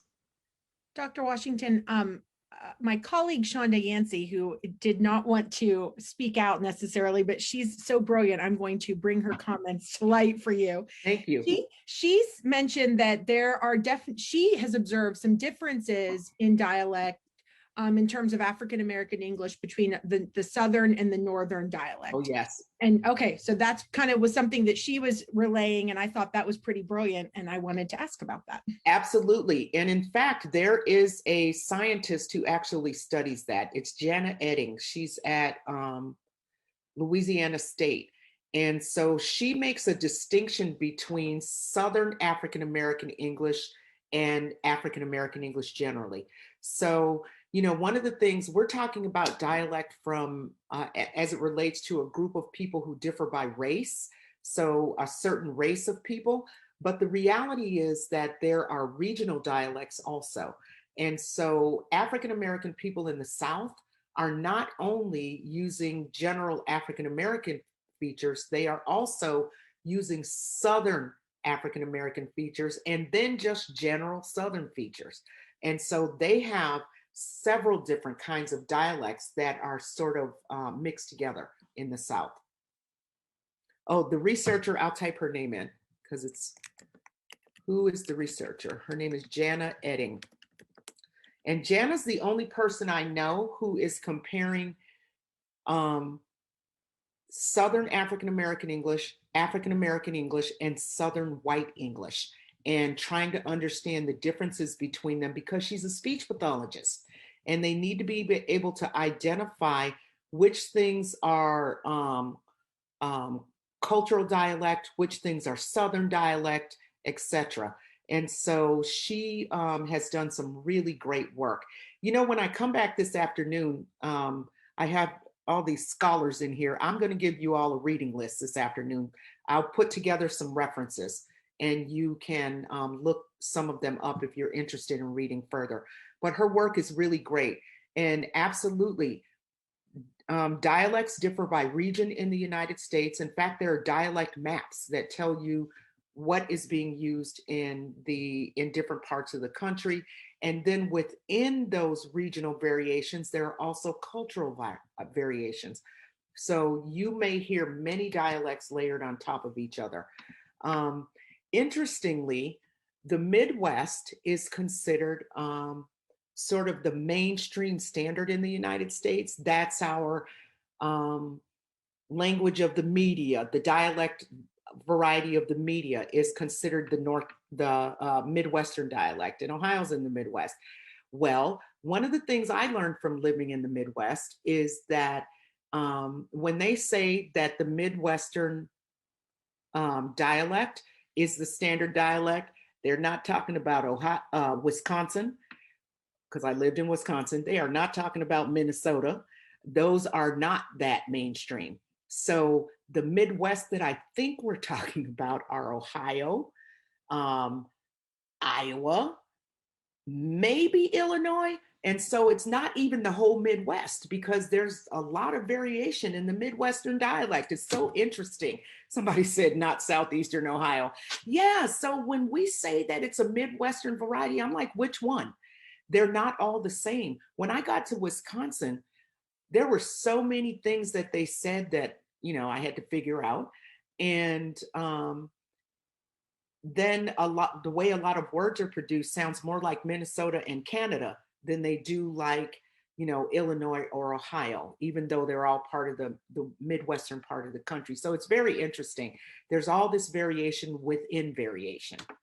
What about issues like vowel sounds that can be very different for Appalachian children? Dottie, that's a really good question. And it's not just Appalachian children. It's Mississippi. They have some very different vowels, and vowels carry so much meaning, and they are hard to hear anyway. For those of you who teach reading, our short vowels, I, a, they're so similar. And so if you're pronouncing them differently, it can impact reading, and it's hard for people to hear. So the differences in the vowels are mean that you have to really focus on the vowels when you're teaching reading in those regions, because they are going to be different. Like, one of the really common features of African American English that is also a feature of Appalachian English and Southern English, they call it monophthongization of diphthongs. So you take a diphthong and you turn it into a monophthong. And the most frequent example is the I sound, which becomes ah. So instead of saying ice, you say as. And that's very common in those regions. And so vowels are really impacted in Kentucky, in Mississippi, some parts of Georgia. And the vowel sound is really, really important for reading. Students who don't have a good foundational knowledge of the vowel sounds often have trouble reading later. And so the vowels are really important to focus on. So if you're in Appalachia and you're teaching vowels, you should be aware that the way that you're producing them and the way the students are hearing them may not be the same. So you have to spend more time on them. You may have to use tongue and lip movement in order for students to get the differences in the way that you're producing them and the way they are producing them. But there is this general idea that will actually going to be stressed in the American Educator article, that kids who use dialects need more time and more practice to get the kinds of knowledge that we're trying to get them to get related to reading and writing. More time, more practice. And anywhere that there is a place where the classroom variety and the spoken variety are different, the written and the oral variety are different, at those points, you really need to spend more time there. Give those kids more opportunity, more practice to say those things, more practice hearing them. So it's not just saying them, it's hearing them used over and over again, reading them. And that's how I think we make a difference with kids who are using dialect. Our natural approach has been to try to change the kids' dialect. And so we're going to teach you to code switch. Well, the reality is that you don't really have to do something that is that explicit. that you can do other things in your teaching that make sure that you're taking the kids along with you. More practice, more time, and more awareness on the part of ourselves as adults and as teachers about what those dialects look like, where the points of departure are going to be. And so, okay, this is a sound I know I'm going to have to spend more time on. And in Appalachia, that is vowel sounds. You are going to spend more time on those vowels because vowels really, really both impact your ability to be understood by other people in oral language and impact your reading and writing. Whether you're able to map the sound that you're using onto the letter that you're supposed to be writing. Okay, I am going to move on. So what have we learned about dialect over time? One of them is that 95% of African-American preschool and kindergarten kids are dialect users when they come to school, regardless of socioeconomic status. So I said earlier that we have low-income kids are going to be using it. At the time of school entry, almost everybody is. They're coming from the community. That's what's being used in the community. And so they are using it in school. The difference is middle income kids will learn to code switch. And many of our low income kids do not. And I'll show you some of that data also. So our middle income kids are learning often before they even get to school or right after they get to school how to switch back and forth from the use of the variety of English that's being used at home to the variety they need to learn at school. And I remember being a child and listening to my mother, who would, back in the days when there was a phone on the wall, would get on the phone. And I used to play this game where I would try to guess who she was talking to by listening to how she was talking to them. And so I would hear like she'd be talking to our pastor, who was also a friend of our family's. She's like, oh, yes, yes. Oh, yes. And on Sunday, when I see you, I'll be sure to stop and talk to you and make sure I give you this information. Okay, thank you. And then she hangs up and I'd be, in the background, that was Reverend McKinney. And so then she'd pick up the phone and she's like, girl, she be trying to do all this stuff and I don't know who she thinks she's talking to. And I'm like, oh, that's Susie. And so what I learned from my mother by listening to her talk on the phone was that she used a different way of speaking, a different code, depending on who she was talking to and where she was. That's what our middle income kids learn. I learned it at home by listening to my mother talk on the phone. Then we got to go out into different environments and I got to test my hypothesis by hearing people do it. And so I'm forming this idea by listening to my mother, and then I'm going out with her in the community and hearing it put into practice. That's what many of our low income kids are missing because they're more isolated. They don't have as much world knowledge. They don't go as many places and don't develop that world knowledge. And so often are not exposed to environments where they see people using more than one language code. So when they come to school, many kids are doing exactly the same thing, regardless of socioeconomic status, but the difference is in how much change you'll see over time.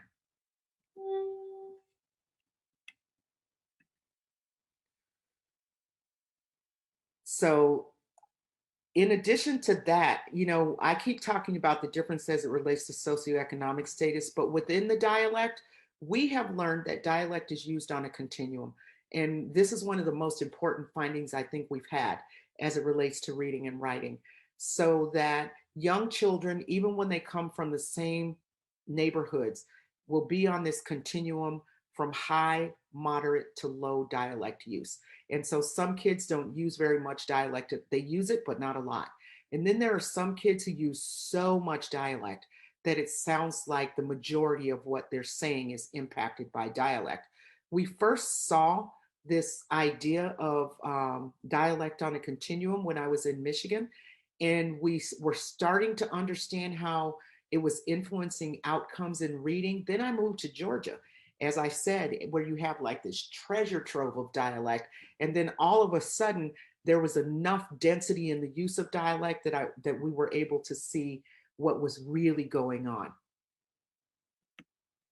So we learned that low income children use more dialect than middle income children. Even when they're both using it, low income children use more. Boys use more than girls, even when they're in kindergarten. Even at those young ages, boys were using a lot more dialect than girls, significantly more. In the literature with adults, it says that men use more dialect than women, and it relates often to their work environments. So if you are a working class man and you're working in a factory, you're more likely to be using what we would consider non-mainstream language. But kids, that can't be the issue. You know, we hope when you're in kindergarten that you don't actually have a job yet. But we do know that there's some, seems to be, don't really know the answer, but there seems to be like some value, masculine value attached to using these different forms that makes you a part of a group. And we don't understand it completely, but we do know that it is a consistent finding across ages that boys use more than girls. At the time of school entry, this was important, and I still can't get over this, and we're trying to change this. When we saw low income preschoolers in Michigan who were really heavy dialect users, so they're at that high end of the continuum, they were also had better language skills. They were producing more advanced sentence structure, their semantic skills were better, and that's what we should expect. We didn't, because this was a low prestige variety, and so we didn't really expect it, which was unfortunate. But we know that in Spanish and other languages, the kids who use Spanish the best are the kids who have the best language skills, because they're really learning the language of their community. Turns out that's true of children who speak African American English also, that these kids who are really using dialect because it's used a lot in their community have really learned the rules for how to use dialect, also have very advanced language skills. Like the little girl in the book who read the book to me, that her language skills were really, really good, but it's not an advantage when they get to school. The advantage disappears almost immediately when they get to school. So their language doesn't continue to grow in that rich way in their home language, and they're not learning a lot of what they need to know about school language. So it's not an advantage for very long, but it's an important finding that if we could somehow figure out how to teach in a way or present reading in a way that allows kids to build on these strengths that they built in their communities before they got to school, and help it bootstrap onto what they've learned for reading, we would certainly be ahead of the game. We don't know how to do it yet, but we know it's important. But I think we had to get to this point where we could sit in Ohio and California and have a conversation about this dialect, that we had to get to this point that we were able to have this conversation. And now we can talk about what does this mean for reading and how can we use it to help us. We weren't ready for that a few years ago because people did try it and it just didn't work. We learned that 9 out of 10 African American fourth graders also use African American English features when they read out loud. So there is not a one-to-one relationship between what kids see on a page and what they're actually seeing, what they're actually reading. We learned it from their parents too. When I had parents, African American parents, read aloud to their kids, even if there was a copula on the page, they weren't using it when they were reading out loud. Whatever you're doing with your oral language, you're also very likely doing when you read. And so we saw that with kids. We used the gray oral reading test where you read passages aloud. And there was so much dialect in these passages, even though the passages weren't written in dialect. And then some students appeared to improve their accuracy with the standard, the mainstream standard, with as in a trade-off with rate. So they slowed down to make sure they're reading every word. Clearly somebody taught them that. But the problem with that is then you get a poor fluency score on the test because you read too slowly. And so they're reading really slowly and really deliberately. So it's accurate, but it's not fluent. And so it's this trade-off that they had. But then as we went on and the kids get to that penultimate paragraph, those of you who know testing know that We keep giving you these passages that are getting harder and harder. And when we get to the one where the next one you're going to like tank on the test, that's the end for you. When we get to that penultimate passage, it takes so much effort for the kids to read the passage, pay attention to the vocabulary in the passage, because now they know I have to answer questions about this passage. It is that last passage where we see the most dialect. Remember that cognitive load and the trade-off I was talking about, where you are only have so many resources to apply to this task? Well, what we found was kids made the decision, I can't hold on to all this structure and also get the meaning from this text. So I got to let some of this go. And what they let go was structure.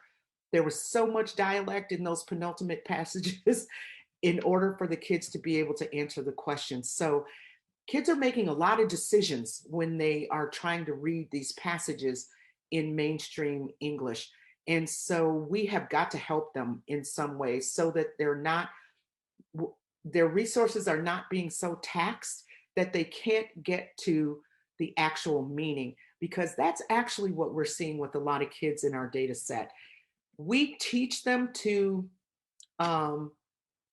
read words so they can decode.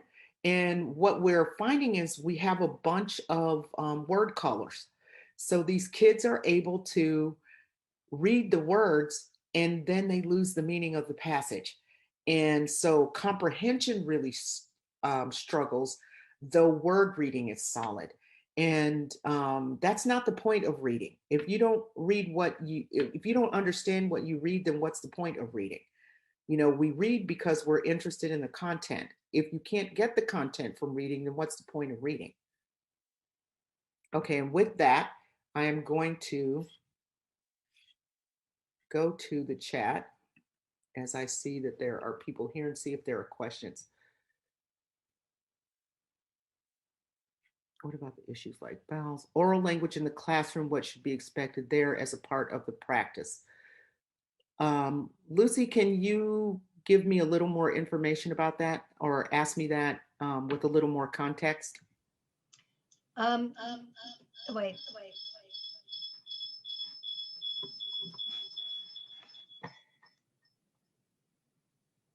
I've got an iPad on as well, and I was getting feedback, so I had to stop for a minute. Okay. Yeah, it goes back to the idea that the more practice they are, the better. So when it comes to just oral language in the classroom, conversations between kids, feedback from questions from teachers, that sort of thing, what should the expectation be?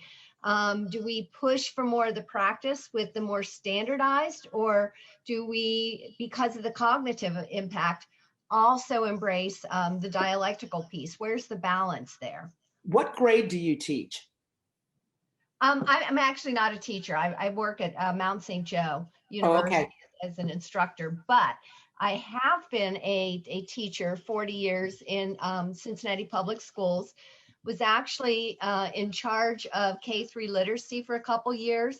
And we used the science of reading to make some huge gains, both in terms of proficiency and in gap closing.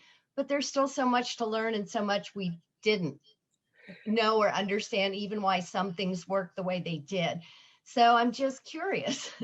Well, you know, in any environment, I mean, if you thought about this from the bilingual standard, if you have a child who comes into your class who only speaks Spanish, in order for them to manage the classroom, they need to learn English.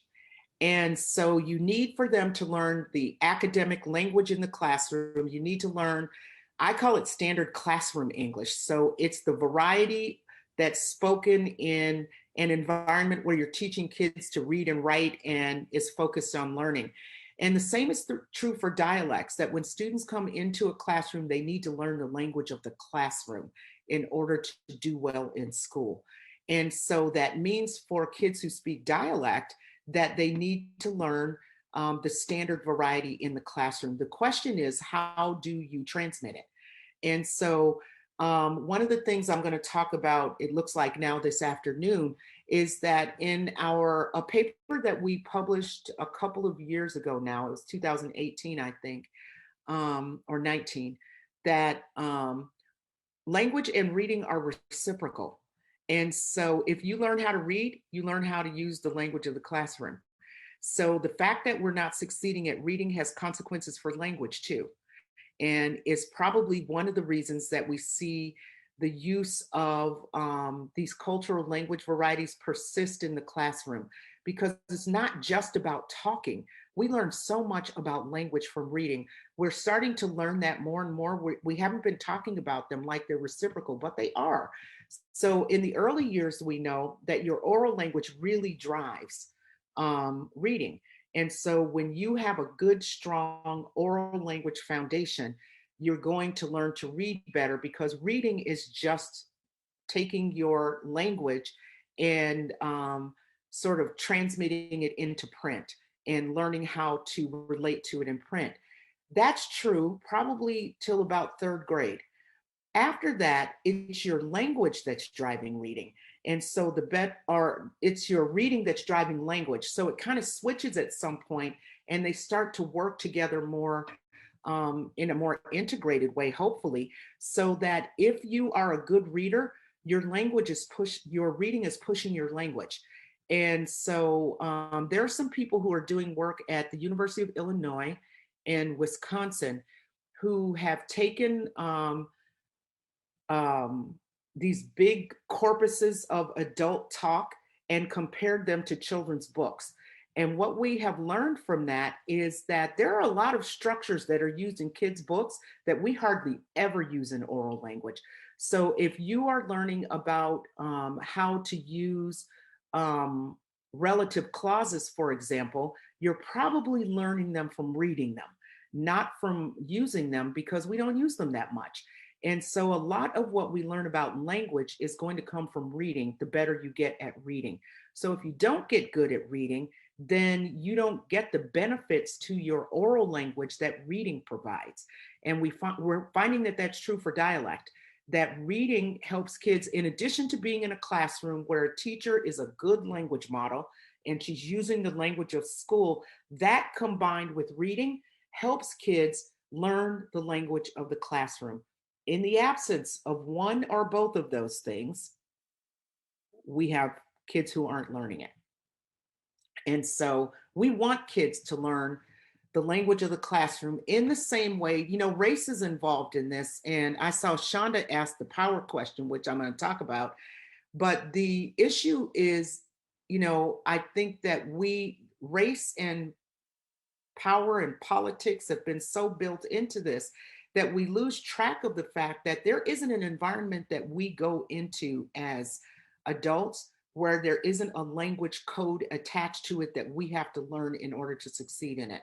There's formal and informal, there's school and home, there's work and play, there's friends and pastors, there's the grocery store and home. We all are learning all these different ways of using language depending on the context we're in. And that's what kids need to do when they come to school. This is a new context. This is not home anymore. They use language differently in this context. I need to learn how to use it in this way, because the way they're using it in this context is going to support the things they're trying to teach me. And so that's the way, I would hope that we're thinking about language in the classroom. What does a teacher do? You provide an excellent language model and you teach them how to read. And what we have learned is by doing that, about 2/3 of kids are going to learn sort of spontaneously how to use the language in the classroom. There's 1/3 of them who don't. That's a lot of kids. And we're trying to understand why better about those kids, about what it is. And we're starting to get some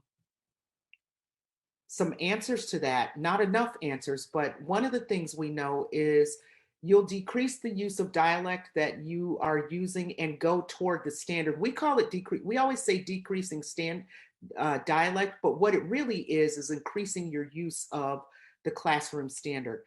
And that you'll do some of that incrementally every year just by being in the classroom.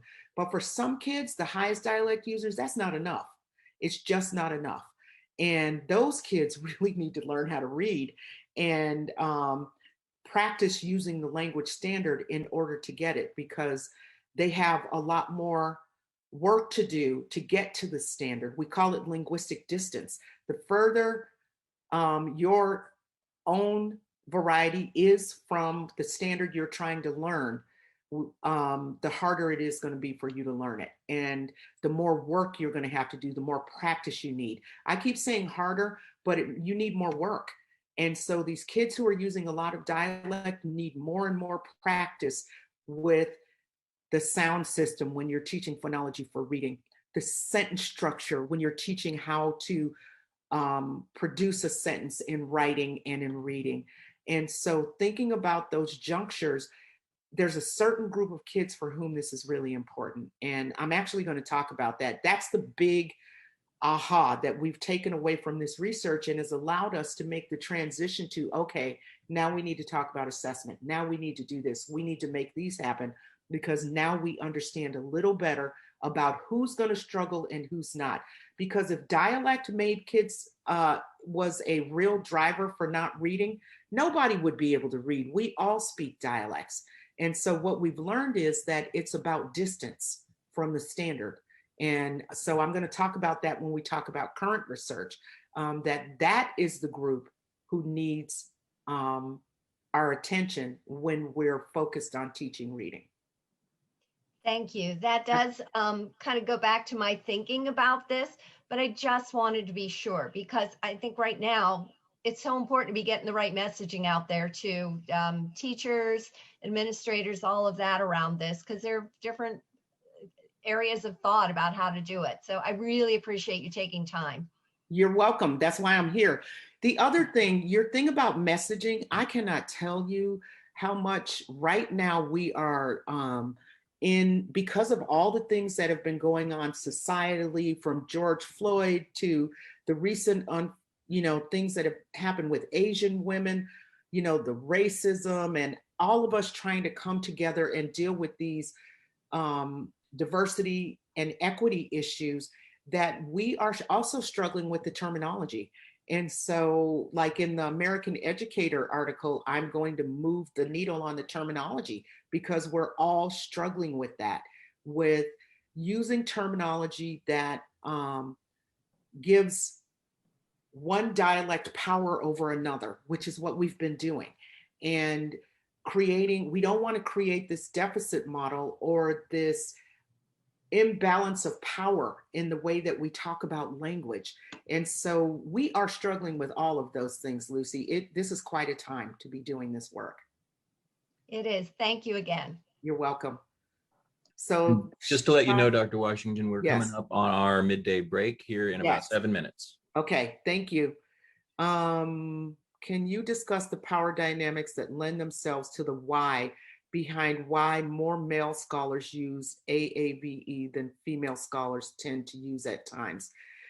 Yeah, that's interesting. I've never been asked that question, but I think we forget sometimes, especially when we work with kids, that language is about power and it's about identity. And it's about group membership. And so one of the best ways that you can signal that you identify with and that you belong to this community unabashedly and without apology is to use language in the way that the community uses it, to hell with what everybody else is doing. And I admire that. And we do see, like, male scholars who are studying these issues, they are doing it very differently, as you said, and they're using a lot more dialect.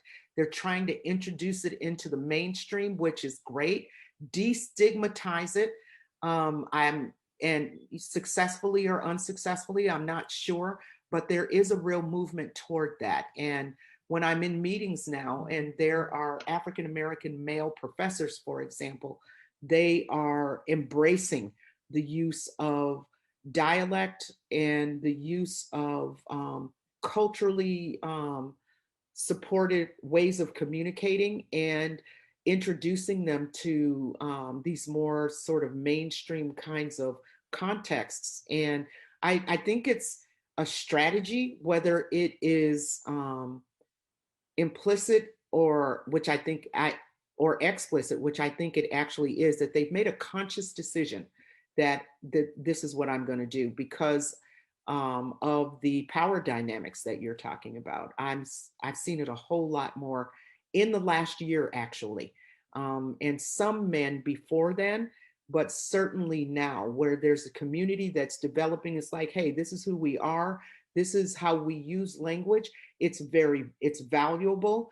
It's also sometimes preferable for communicating certain kinds of messages, that they're clearer when you're producing them using your own, valued variety. I don't know if I answered your question, Shonda, but I really am seeing that a lot more. And men have really embraced it in a way that I've not seen yet with female scholars. Do you have anything else you want to say, Shonda? You answered my question. I just thought it was valid to sort of make that point to the group based off what you had said previously about the differences between male and female school populations. So everything you said was exactly what I was thinking. So thank you. Well, I'm glad you asked that question because I actually didn't connect the kids to the men in the way that you did, the little boys, but it is the same thing. And we've not really had a way to talk about it or try to explain it. But you're right, we're seeing men make that decision, and it appears to happen young.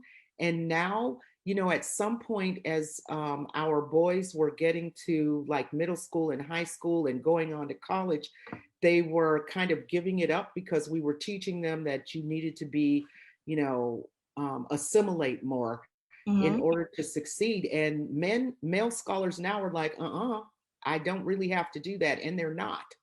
Right. And so you're right. I'm seeing that more and more, and I'm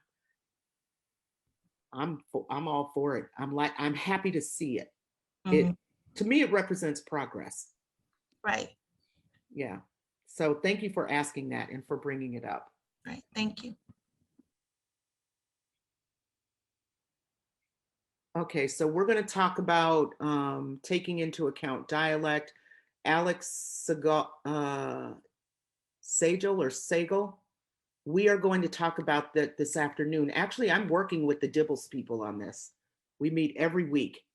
So we're trying to work on this because it's not taking it into account, and it is disadvantaging kids who use dialect. So we're actually working on that. They're the group that I'm working with, Alex, where we really struggled with terminology and finally landed on some things that are not so value laden. Oral language is too underrated in grades 4 through 12. That's really true. I'm reminding our intervention specialists that all scholars learn to read speech to print. That's right. And yeah, I have been the people who are from the Ohio Department of Education in the last 2 minutes are probably not going to like this, but I've really been pushing this. Third grade is some big point. I don't understand that. I think it's arbitrary. Third grade is the grade where you have to do this and this and this and this, and we change what we do in schools when you get 4th to 12th grade, but kindergarten through third grade, at third grade, you have to be doing this. It's not working. And it's an arbitrary standard, and something I think we need to be thinking about differently. And so that 4 to 12 idea, God, oral language is important for your whole life. So why third grade? What the hell is it about third grade? I think it just makes it harder for kids by imposing an arbitrary standard that even our national data shows us doesn't work. The 4th grade data I gave you earlier, 60 to 83% of kids aren't doing it at 4th grade. So why are we focused on 3rd grade? It is politics, David. And so that's like one of when I say it in Mississippi, they're just like, oh my God, no, but we can't let people off the hook. I'm not letting anybody off the hook. I'm thinking about what we're doing to kids. And so on that note, I'll stop for the morning and see you this afternoon. So on that note, thank you, Julie. And I have have a list of Ohio legislators that I'll send you. You can talk Yes, about third grade. oh yeah. I mean, it's become like, and I don't know who put that last point in, like the kids are scared about it. Yeah. I mean, who decided third grade was like the holy grail of school? Sure. So, This anyway. has been a fascinating topic, and it's so relevant to what we're doing with our literacy initiatives here in Ohio. So we look forward to hearing more from you this afternoon, and we are going to take a short break until noon, and then we will come back and hear from the Mount St. Joseph Harrison partnership, and then we'll hear more from Julie. Yeah, and then I want to meet David Brobeck in person. I'm looking at his comments. No, you don't. Thank you. Hi, everyone, and welcome back. We're really excited for the next 2 hours. We were excited to have our phenomenal speaker, Dr. Washington, earlier. She'll be back this afternoon. We're starting out in just a few minutes with an amazing panel. How a meaningful and multifaceted partnership contributes to student growth and development. C.O. Harrison Elementary School is just a half a mile from Mount St. Joseph University. For years, Mount St. Joseph utilized the school and its teachers to serve as a clinical placement site for all of the pre-service teachers. Recently, Mount St. Joseph has been partnering with C.O. Harrison Elementary in many more meaningful ways. This includes the school district serving as a setting for Orton Gillingham undergraduate courses, where the students practice this method with students in the building. It also includes the partnership with the letters training. So I will introduce the panel members. From C.O. Harrison Elementary School, Brian Connors, the principal, Carrie Lewis, speech language pathologist, Amy McNabb, school psychologist, Lauren Flynn, school psychologist, and from Mount St. Joseph University, Laura Saylor, dean, Kanitha Schmitz, director of graduate programs in special education and early childhood education. So without further ado, I will have the panel get started, and thank you so much for being here today. Oh. So, hi, my name is Laura Saylor. I'm the Dean for the School of Education. I think we were going to start with the video that the C.O. Harrison Partners developed. Stanley, is that something that you have ready? Is that correct or not correct? Yes, I'm pulling it up now and we will view it all together. Oh, wonderful.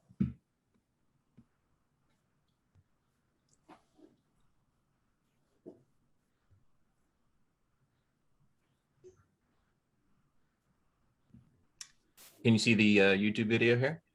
Yes. All right. Hi, and welcome to C.O. Harrison. I'm Brian Connors, the principal. And today we are going to talk about our partnership with Mount St. Joseph University. The great thing about Mount St. Joseph University is that it's 0.7 miles from C.O. Harrison.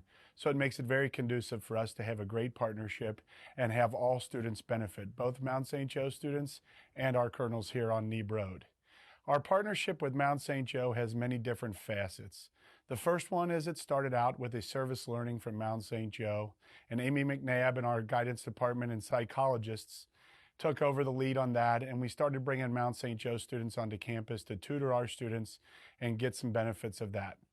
Then we moved into our mentoring program, which was Check and Connect, and Amy Marquette and myself built a program with our Mount St. Joseph University athletes to come in and mentor our students on a weekly basis and just talk with them and have a supportive outside person that our students could rely on to be there and check in with them once a week and make a strong connection. From there, we moved into our Orton Gillingham program, which was brought in by Carrie Lewis and our psychiatrists again. And they brought in the Orton Gillingham program as part of a reading influence. And so Mount St. Joe has a great program and needed a lab, so to say, for their students to benefit from, and our students get the benefit of that as well. So the Orton Gillingham program started this year with Erica Baldrick helping out and Carrie Lewis and some other folks. And now we've moved into some professional development that Mount St. Joe has allowed us to have for free. And that professional development includes a letters training. And our next step in this process is we're trying to build some more in our math department and get some more intervention with our math resources. With all that being said, the partnership between Mount St. Joe University and the C.O. Harrison Kernels has developed from small steps of tutoring into large benefits for both Mount St. Joe students and the Kernels of C.O. Harrison, all at no cost to anybody and benefiting everybody all in the same. We're proud of this partnership and we want to continue to grow this, and everybody gets the benefit. We are happy to show you what this is about, and I'll pass it on to my colleagues to explain more in depth. So we're really excited to be working with the students from Mount St. Joe. Back in 2015, the teacher of the class called Service Learning reached out to myself and the principal and asked if we would like to create a partnership. The students have a class that they go to where they have to have 30 hours of service learning every semester. We accepted the partnership, and since we've been working with them every year since then. So we have about 15 to 20 students per year that will come and give us 30 hours of one-on-one or small group tutoring, anywhere from a kindergartner to a fifth grader. Some of those students, most of the students do academic instruction with the students. Some of them might do some social emotional things with them, check and connect, more so for students who might just need somebody to mentor them, but most of it is academic tutoring. Most of the students from the Mount who come during service learning are pre-service teachers. Some of them are not, but they still need that credit. So it's just getting time in a school working either one-on-one or small group with students. We have a cohort of 11 staff members and 2 district office administrators who are participating in letters training. Letters stands for the Language Essentials for Teachers of Reading and Spelling. And this is an 18-month-long professional development opportunity that is being offered to us basically through our partnership with the Mount. It's funded by the Ohio Dean's Compact, and it's given to institutions of higher education across the state and at no cost to us. So Mount St. Joe partners with 1 to 2 schools per year, and they chose to partner with C.O. Harrison. It's called Orton Gillingham, and it is a pre-service teacher course, an undergraduate course at Mount St. Joe. But when they partner with a school, you get to choose 1 to 2 teachers that work in this school to take the class. When you take the class, you get to learn how to teach reading and writing through systematic, sequential, and cumulative phonics instruction. And Orton Gillingham is a multi-sensory approach to teaching reading. And we've seen amazing results with our students, both in their reading fluency and in their reading comprehension. So one of the other partnerships that we've been lucky enough to do with the Mount is we've done the Check and Connect program, which we began in 2018. So we were able to meet with the athletic director, and they brought in student athletes to meet with our students. The Check part of the program is an opportunity for their students at the Mount to check in with our students. They can talk about grades, they can talk about attendance. And then the Connect part, which is really the focus of the program, is they make a connection with our students and it builds a relationship. So we're really proud of that work, and we hope that it's something that we are able to sustain moving forward. It's been really beneficial for our students who maybe don't have somebody else in their lives that they can make that connection with. In 2018, C.O. Harrison was named the Outstanding Service Learning Partner Award. And we got this because so many of their students choose to come to CO. But what we are most excited about is the opportunities that it's going to offer us to reach more kids and help them be better readers, writers, and spellers. Board, I hope you enjoyed this presentation. We absolutely enjoy our partnership with Mount St. Joe. We've made some great friends, But in the most important thing is we've impacted the lives of students on both ends of the spectrum, at the elementary level and the collegiate level. And that's what we're here for. We're all here to benefit the students, especially in the Oak Hills Local School District. If there's any questions, we're here to answer them. And if you'd ever like to come over and visit any of our facets of this partnership, please let us know and we'd be happy to do so. Thanks again and have a great evening. Thank you, Stanley, for making that happen. It's always an amazing feat to me, even this long into the pandemic, that works. So thank you. Happy to help. We were just going to take we have our little list of our partners and things that we're going to go through and kind of share our unique perspectives on how this partnership works.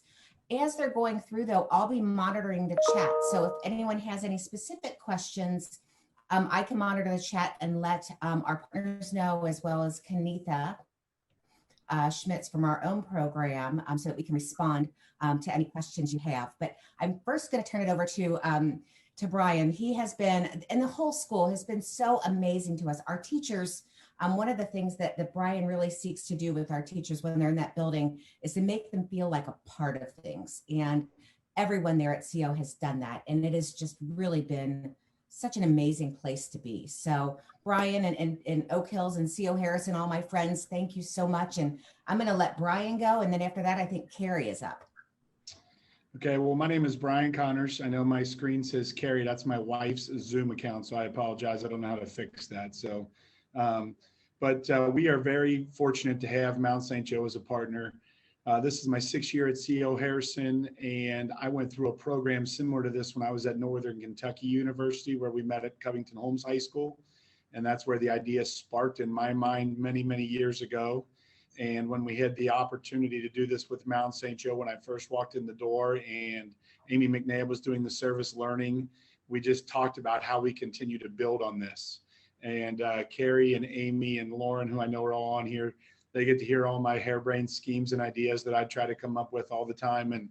And they came back after the dyslexia conference last year, and they were very excited because they had run into the folks from Mount St. Joe at the dyslexia conference. And they were like, you know, there's an opportunity for Gordon Gillingham, and you keep telling us that this is how you want to do things here at CO, and we've got this chance. And we went running up to the people at Mount St. Joe, and we've got business cards, and we started meeting with everyone. And then all of a sudden we went into a shutdown, and we were like, oh no, what's going to happen now? And we decided we were going to push through, and we had some virtual meetings during the shutdown, and we were going to still make this happen because we knew that it was too important for kids. And so the big thing that I can tell you from the school standpoint is it is a very mutual partnership. The Mount St. Joe students get as much out of this, I think, as our students get. And we benefit greatly because our students get to then have some of that one-on-one time. And we're expanding into the math world next year. As we mentioned at the end of the video, it wasn't set in stone when we made the video, but we are expanding into the math world next year. So we are very excited, and we are very lucky to have this partnership. And there's nothing we love more than to have our students from Mount St. Joe coming. As a matter of fact, today I saw 3 or 4 of our Orton Gillingham students out in the parking lot talking after the class. And it's just great to see people gathering around and talking about education issues. And that's what we're all here for. So I won't take up too much more time. I'll let Carrie go into some of the letter stuff. But if you're from another school or a district anywhere and you have these opportunities, it's fantastic for kids. So I would take advantage of them if you can. Yeah, thank you, Brian. So the video that everyone saw was a video that we prepared for our school board. And I wanted to share one of the comments from a parent who was at the school board meeting and saw the video. And, you know, she was so excited about the fact that her child or her children at CO Harrison get exposed to college students, and that no matter what we're doing, we're always looking forward to education, and that her children get to experience that. So I thought that was cool. Her kids are not in Orton, they're not in Check and Connect, they're not in pre-service, they're not getting any tutoring, but she recognizes the value of that. So If I could be honest, this our partnership kind of with the Orton and Letters kind of happened out of a fangirl type of situation. Lauren and Amy and I went to the Dyslexia Summit, and before we left, we said, well, our goal is to talk to the Mount. And we were like, well, what are we going to talk about? Well, I don't know. We're just going to meet some people. We're neighbors, for the heaven's sakes. Like, we got to meet some people here.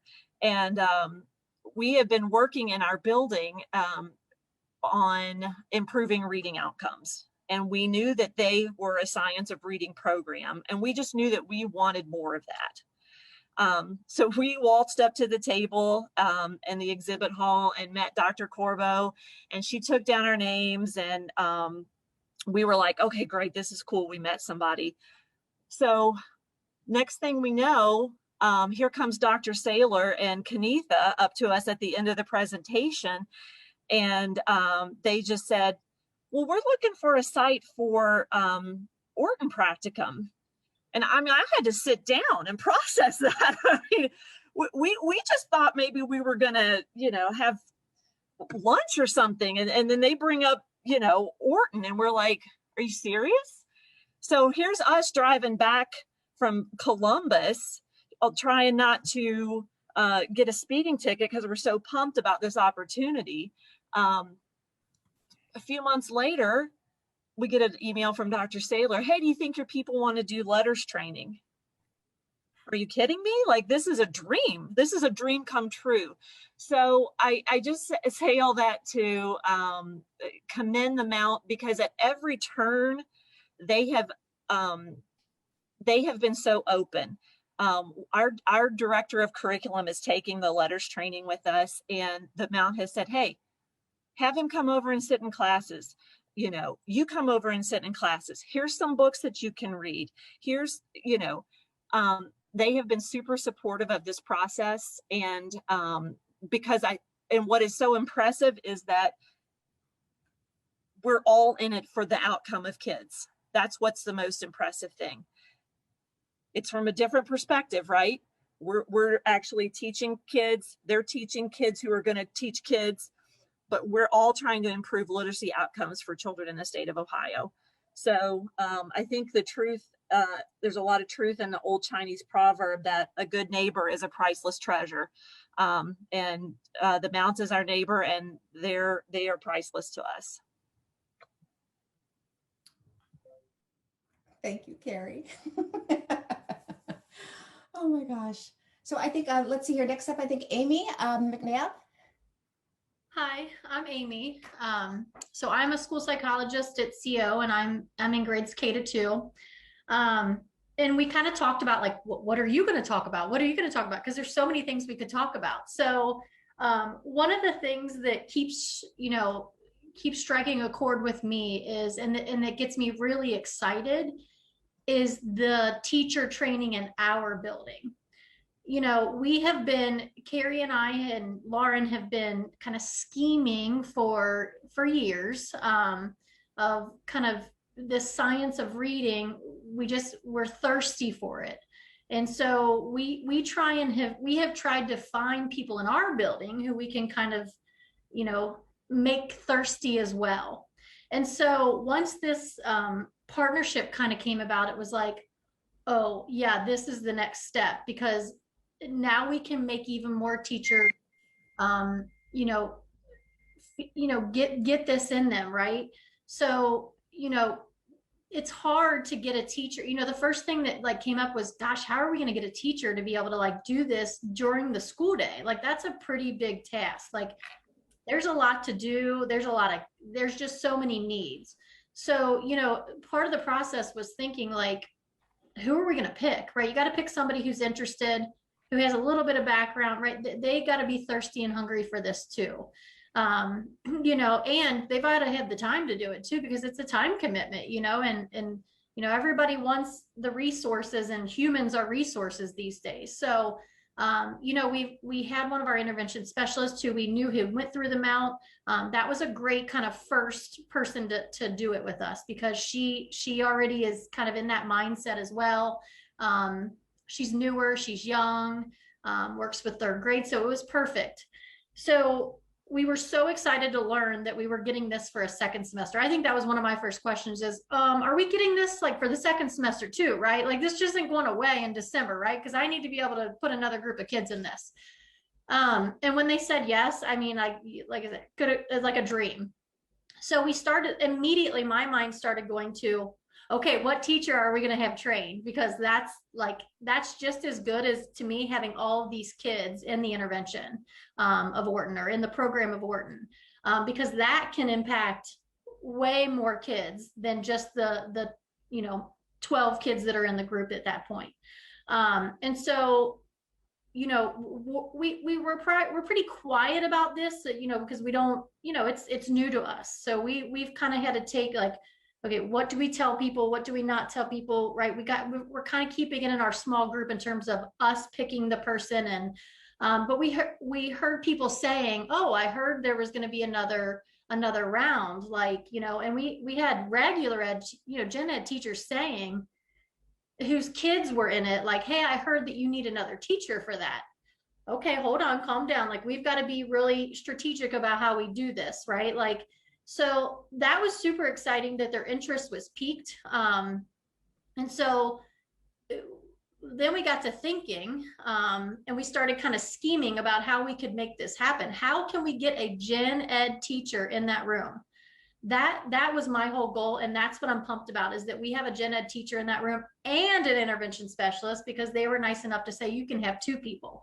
So that to me is super exciting, because I've already heard that teacher. She was already kind of, she works in our inclusion classroom. She sees the intervention specialist who uses a lot of techniques, like Orton, multisensory techniques and things like that. So we thought for sure she was a great person to do it. And she has already said things like, oh my gosh, like I can do this I have these things. I can do this assessment with other kids, and I can use this just in my classroom. So here's me like, yeah, you can, right? Like not saying like that's what we want you to do, but in my head, I'm like flipping out and, getting excited. So my mind has already moved to who's next? Do we get this again? Right. So that's what I love, is that our gen ed teachers are getting this training, because they're going to be able to spread this to lots of kids. And I think it's changing their thinking. So that's what I'm excited about. I'll stop talking. I'm just excited about it all, but that's one thing that has just resonated with me for sure. Thank you, Amy. This is so fun. I can only imagine how much even more fun it would be if we were all in the same room together. But anyway, so Lauren, I think you've moved on my screen, but I know you're here. I am here. Yes. So I am the other school psychologist at CO Harrison. I work with the other upper grade levels, 3rd, 4th, and 5th grade. And I've been at CO Harrison for about, I think this is my 5th year now. And since I've been here, really a lot of our relationship involved the service learning.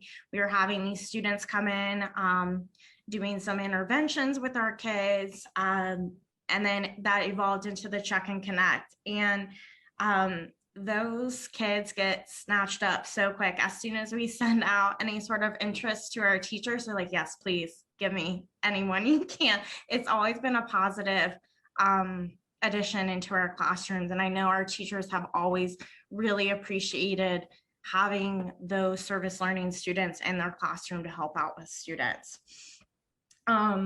Like Carrie and Amy has said, we've been on a mission the past few years, deep in the trenches, trying to get more science of reading and really emphasize the importance of phonics and decoding, because that's something we've noticed has been missing from our curriculum.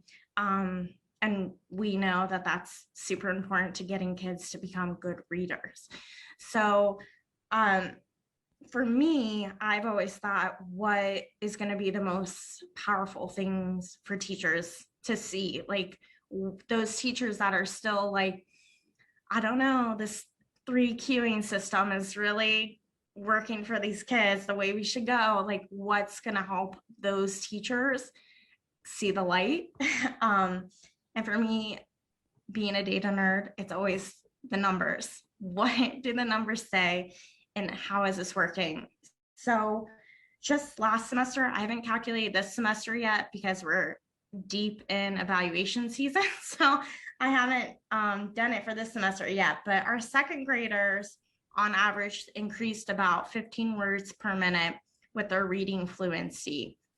And then our third graders on average went up about 23 words per a minute on the reading fluency. And a typical year's worth of growth is somewhere between 20 and 30. So the fact that they're making almost a year's worth of growth in one semester, I think is pretty powerful. And then in addition to that, with their reading comprehension, we saw an average increase in about 1.8 years growth in comprehension. And we know a lot of that is just because they can actually access the text. They can actually read and decode so that they can draw meaning from what they are reading. So at some point, we're still kind of, like Amy said, we're still kind of figuring out how we want to share this with staff, how we want to roll out all this information. But I think a lot of teachers seeing that are going to maybe go, this Orton Gillingham, it might be something we should look a little closer at. So just with our partnership with Mount St. Joe, I think it's really been a powerful tool for us in incorporating that science of reading, really bringing it to the forefront of conversations with our teachers. And we just hope we get to keep having those conversations and to keep building our resources to help teachers teach kids how to read. Lauren, thank you for that. And what I have to remark on with your data is that was during the fall semester, which had COVID going on.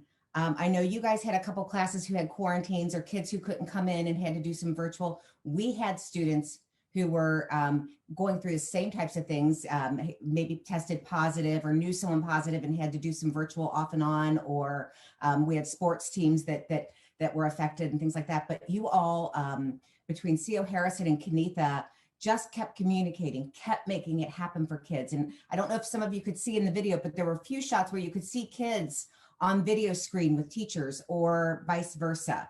And you know, one day when I was visiting, one of the kids was so cute because his tutor, his Orton Gillingham tutor, was on a screen and he was waiting for her. And I said, you know, you are being so patient. I really admire that.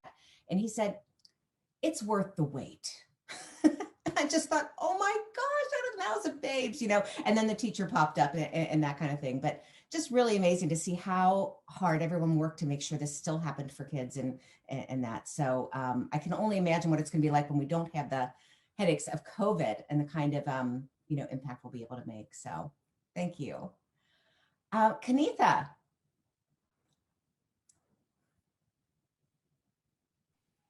I know the whole experience has just been so rewarding for our students and for the kid students. And for me, I was thinking today, because I was over there today for a practicum, and as I was walking through and listening and watching, I couldn't decide who I was more proud of.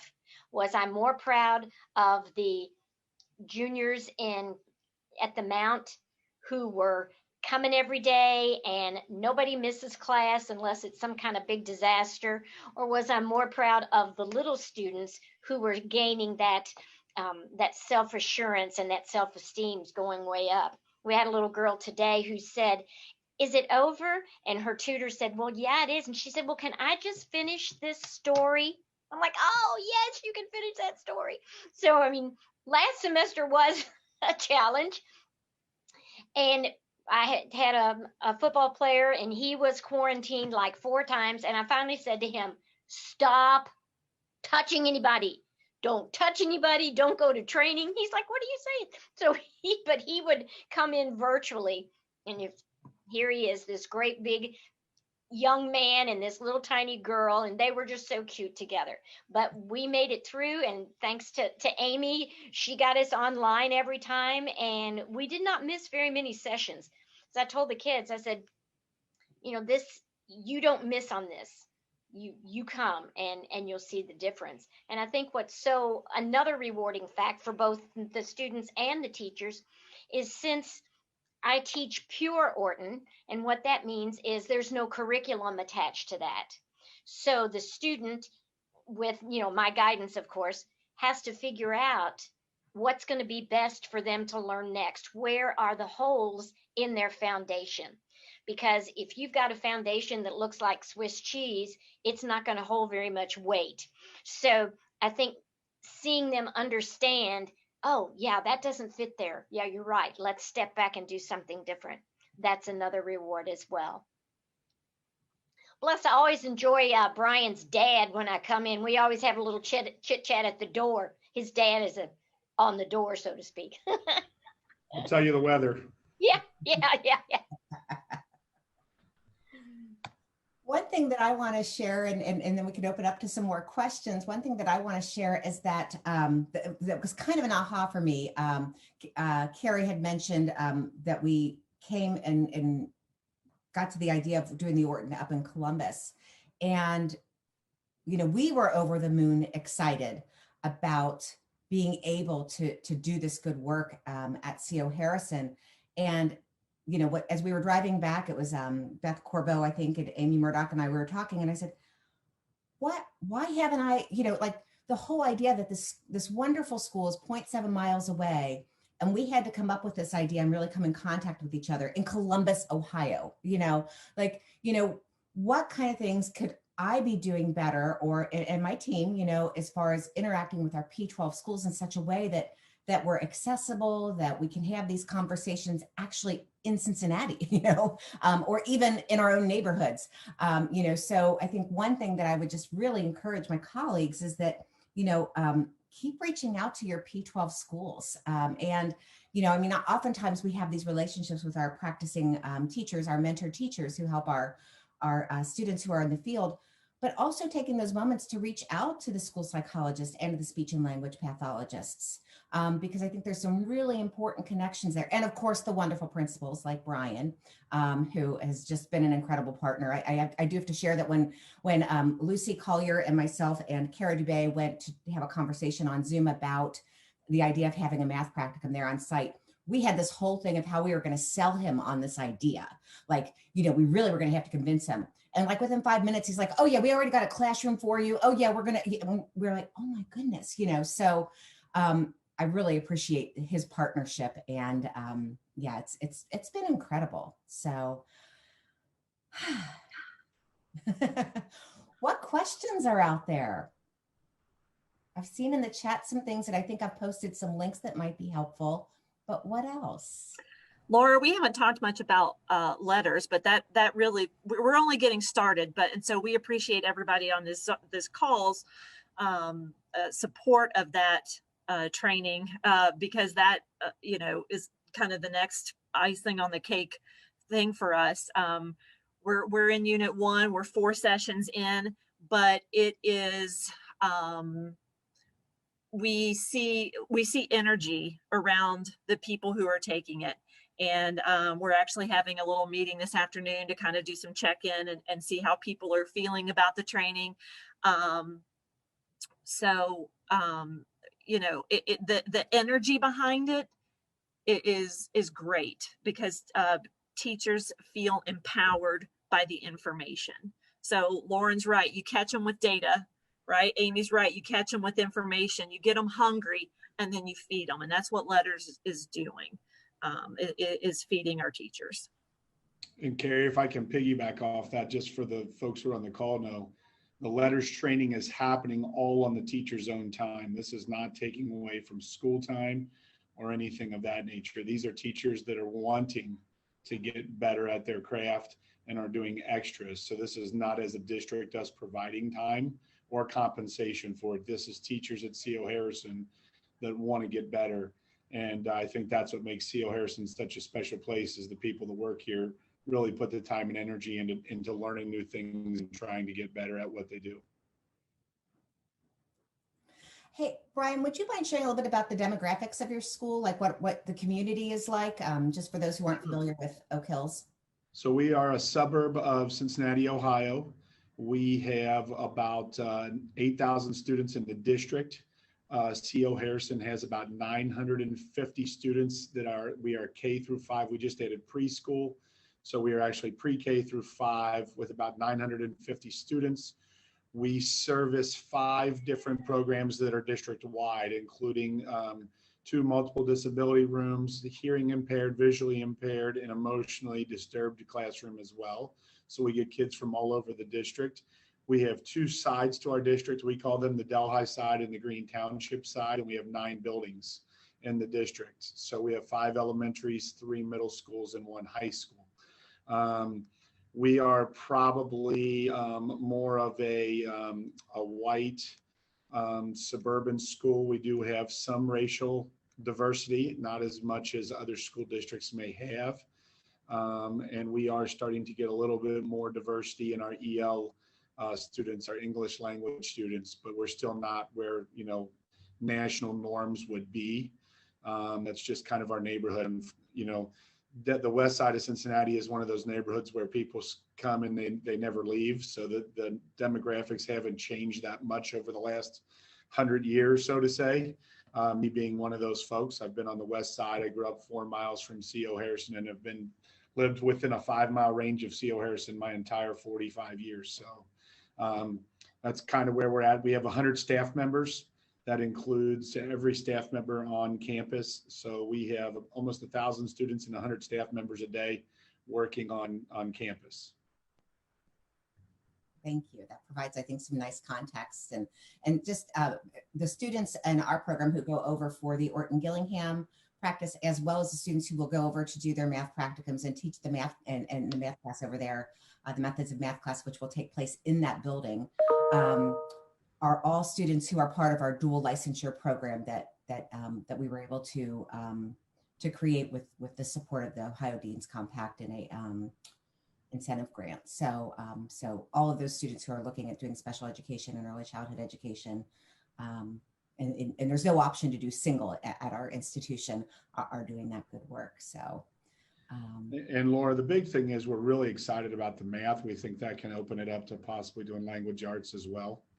You know, and as you mentioned, we are going to have a classroom here that's kind of dedicated to Mount St. Joe to use so that they can teach, so you guys can teach out of that classroom. So the kids will not be like instructed at Mount St. Joe and then meet over here some days a week. They'll meet here on campus and their professor will. One of the things we talked about was having some resources in that room through Go Math, which is our math program. So I reached out to the folks at Go Math and they've already sent me over extra teacher editions of every grade level and things of that nature, so that the Mount students, when they start doing this next year, will have those resources at their fingertips in that room as well. There, oh good, I see Lucy answered about the math program for Laura in the chat. We do have, our other reading courses do have some practicums with them, but those we're starting to, those are throughout the Cincinnati area. One of the things, as much as we love CO Harrison, we also want our candidates to get a wide variety of types of experiences in different types of schools. So, so the other reading practicums take place with sometimes other age bands, but also with schools with other socioeconomic demographics, you know, with urban settings, with some private schools, that kind of thing. Just trying to get them a range of experiences while they're young. So, but yes, so it is nice that their very first practicum, though, that takes place the first semester of their sophomore year, everybody does it at everyone will do it at CO Harrison and have the class there. So it'll be kind of a guided practicum, if you will, which is a nice way to scaffold them to going out in the world and for some of our students traveling a little further or into neighborhoods they haven't been in before. So. I don't know if my Oak Hills friends and my Mount St. Joseph University friends can see it, but you guys are getting lots of kudos for your wonderful work. So it is an incredible thing. And it's been really enjoyable to get to share this information. I think in closing, I think all of us are open to sharing this. You know, if you want to make a road trip to Cincinnati, we would love to meet you, show you around. Brian and his team are so hospitable. You feel like you're just a part of the CO team and family when you're there. But we're happy to share anything that we've done it's been a really exciting journey. Thank you so much for everyone's time, and to CEO for sharing part of their busy day with us, and Kanitha for all her good work leading the Orton Gillingham. And of course, I have to give a shout out to Amy Murdoch for her leadership at our institution and now I'm getting a little emotional, excuse me. Amy Murdoch for her leadership and for inspiring so many great things in our institution. So thank you for letting us spend some time with you today. Actually, thank you. You were amazing. I think often at a university, we think about us going to the school district or the building. We don't think about bringing them to us and how much that really means to the partnership. So thank you. I will put a plug in for you. The American Association of Colleges of Teacher Ed, this would be a dynamite presentation. Think about presenting at AACTE, because I think that would be phenomenal. So thank you so much. Amazing partnership. Really appreciate it. So it's tough to go from one thing to the next, but to transition, we're back with Dr. Julie Washington. I learned so much this morning. I'm just one of those people that loves to learn, and so appreciate all the information.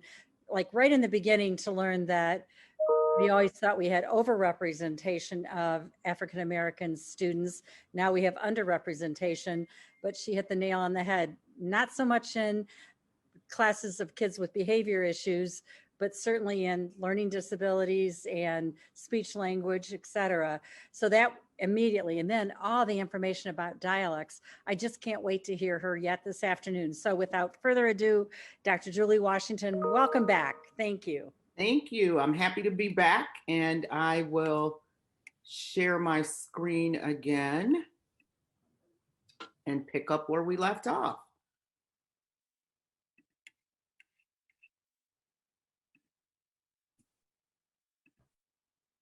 Okay, so we talked about a lot of issues, even related to some of our research. So I talked about some of these findings already, so I'll try not to be redundant and move us along to talk about some of the things that we have found. I mentioned earlier that this research is being funded primarily by the National Institutes of Health, the National Institute on Child Health and Human Development. Most of the research that I'll talk about today has been funded by NICHD. And some of the work that we are starting this year actually is being funded by the National Institute on Deafness and Other Communication Disorders, NIDCD. And they have sort of split themselves up so that if you're doing reading work, you go to NICHD. If you're doing language, you can also go to NIDCD. So it's alphabet soup, but good funding and good for us. So this study that we're working on with NICHD, this is the study I was talking about earlier, attached to where we created the Language Disabilities Research Innovation Hub. And the goal of the hub is represented here. And the overall goal has been to try to distinguish kids who have reading disabilities with an underlying specific learning disability, basically kids who have dyslexia, from kids who have reading problems due to other issues. And so, as I said earlier, in a population of students where so many are struggling with reading, that is no small issue. So we're interested in, ultimately, that was our big question.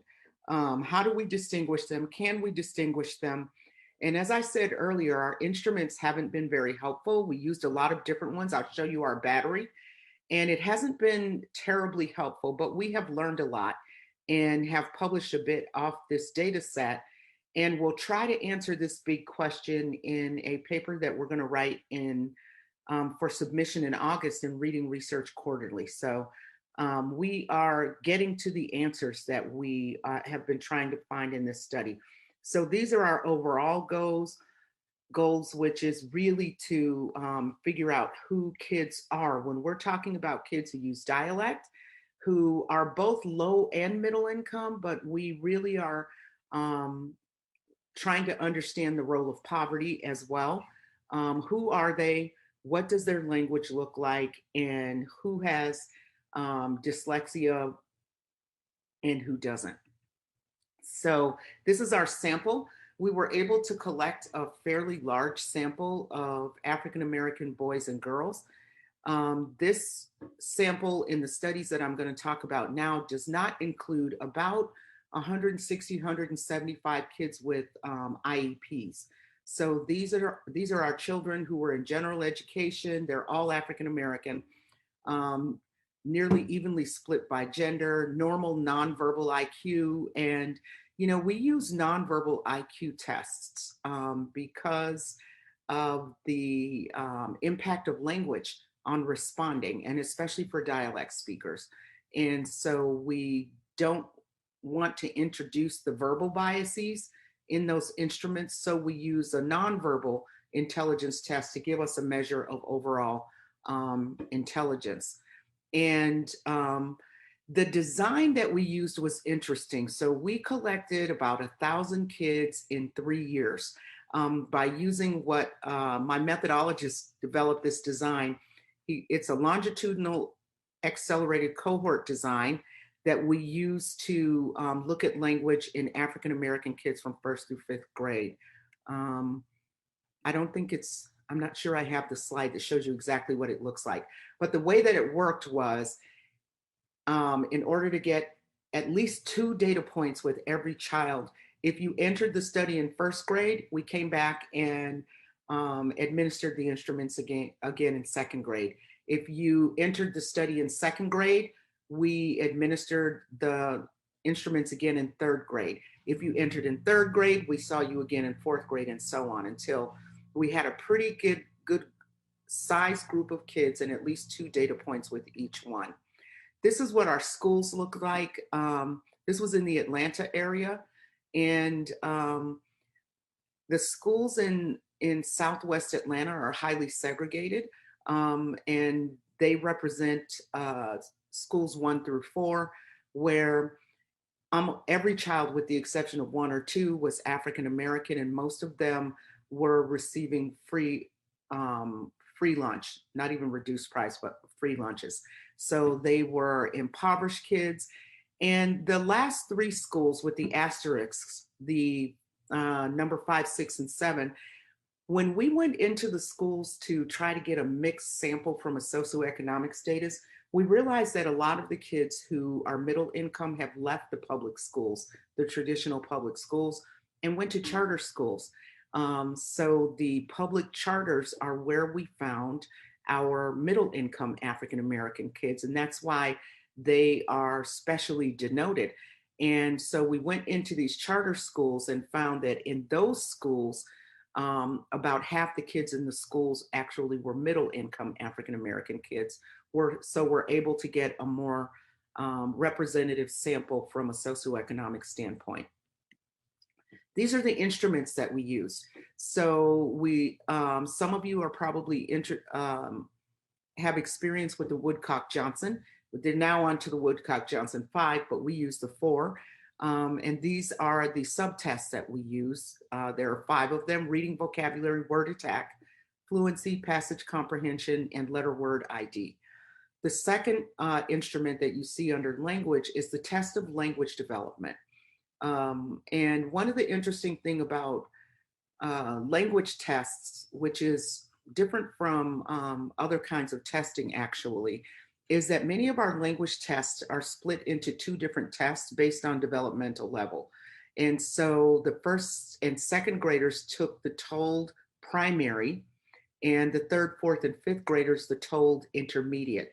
And so we tried to choose subtests on each one of those that were testing comparable skills. So syntax, semantics, which is the picture vocabulary piece, and morphological development. So syntax, semantics, and morphology are the areas that we tested.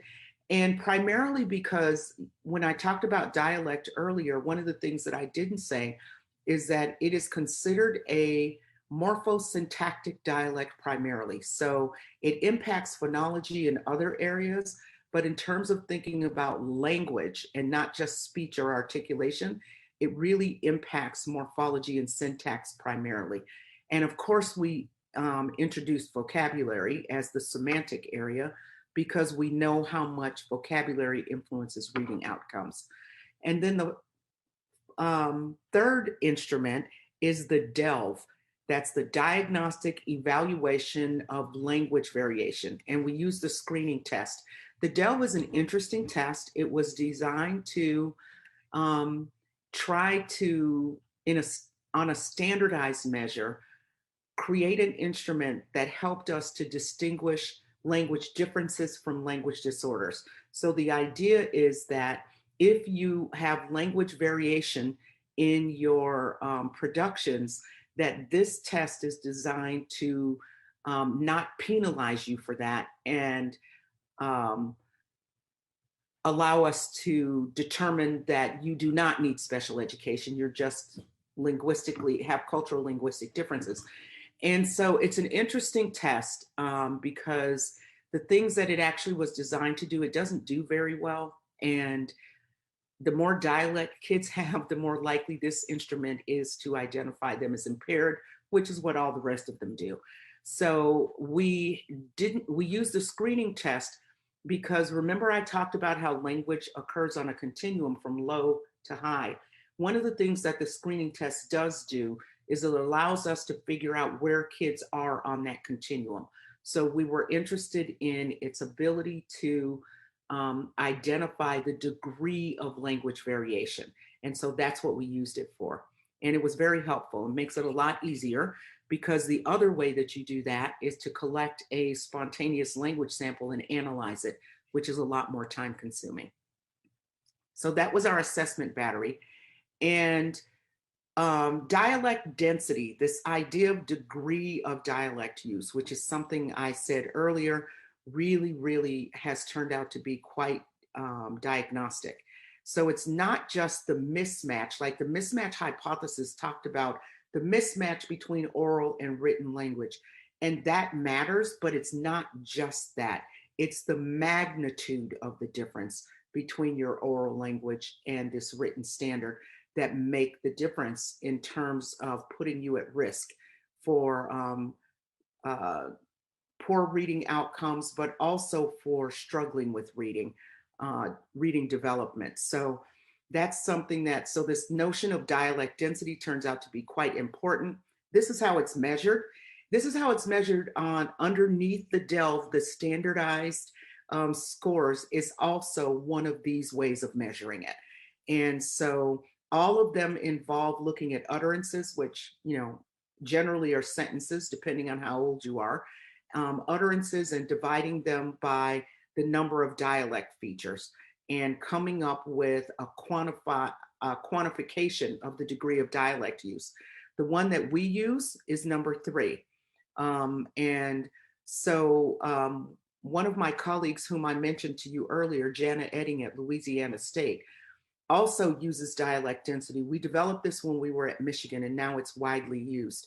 But she went in and looked at all 3 ways of quantifying dialect and found that they're correlated at 0.9%, 0.90.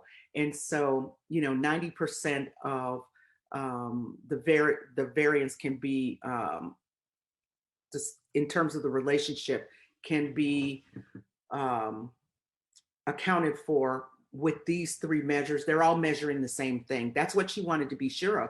We're all measuring it differently. Are we measuring the same thing and coming up with the same outcomes when we use these different areas? And a 0.9 correlation is so high, it's almost perfect. So it doesn't matter how you do it, you end up getting the same outcomes in terms of the degree of dialect use. So this is what dialect looks like. This is just a way of thinking about it. We talked about it already, but it's important to the conversation we're having this afternoon. So it's an index of the rate of dialect used by speakers and the distance from the standard. Linguistic distance is something that linguists talk about a lot as it relates to different languages. So how far away is Chinese from English. So the distance from English between Spanish and Chinese is really different. So we would think of Spanish as being, in terms of linguistic distance, being fairly close, and Chinese much further away. So that's the notion of linguistic distance. And we applied it to dialect because, like language, it also occurs on this continuum.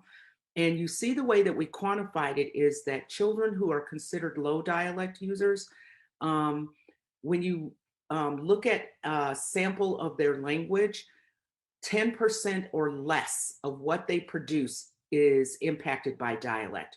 For those in the high categories, it's 50% or more. And it used to be 25% or more when we were in Michigan. And then we got to Georgia, where there's so much dialect that we had to kind of slide the standard a bit. So one of the interesting things we find is that if you're a child living in the South in the United States, you have a lot of variation in your language because you have a regional dialect that is different from sort of the Midwestern standard. And then you have also your cultural variety. Well, if you live in Michigan or Ohio, except as someone said, Southeastern Ohio, that you tend to have a regional variety that is more like reading and writing. So it's considered more standard. And then you have a cultural variety. Well, since you don't have two systems playing off each other or coming together, we found that high dialect use in Michigan was kids who were at 25% or more. And that even with that standard being half of what it is in the South, those kids are still struggling. So what's high for children is relative to where they live. The notion that's most meaningful is low to high. And so we put the numbers on the number line just to give you some idea of what we're talking about, but it really is relative to the region of the country in which you live. So linguistic distance is another way to talk about degree of dialect use. How far is the child from standard classroom English? And what we found is that that matters. So this notion about what kids are doing when they get to school, it was interesting. We were interested in the first order question that we were interested in was, how much does your language change just by being in school?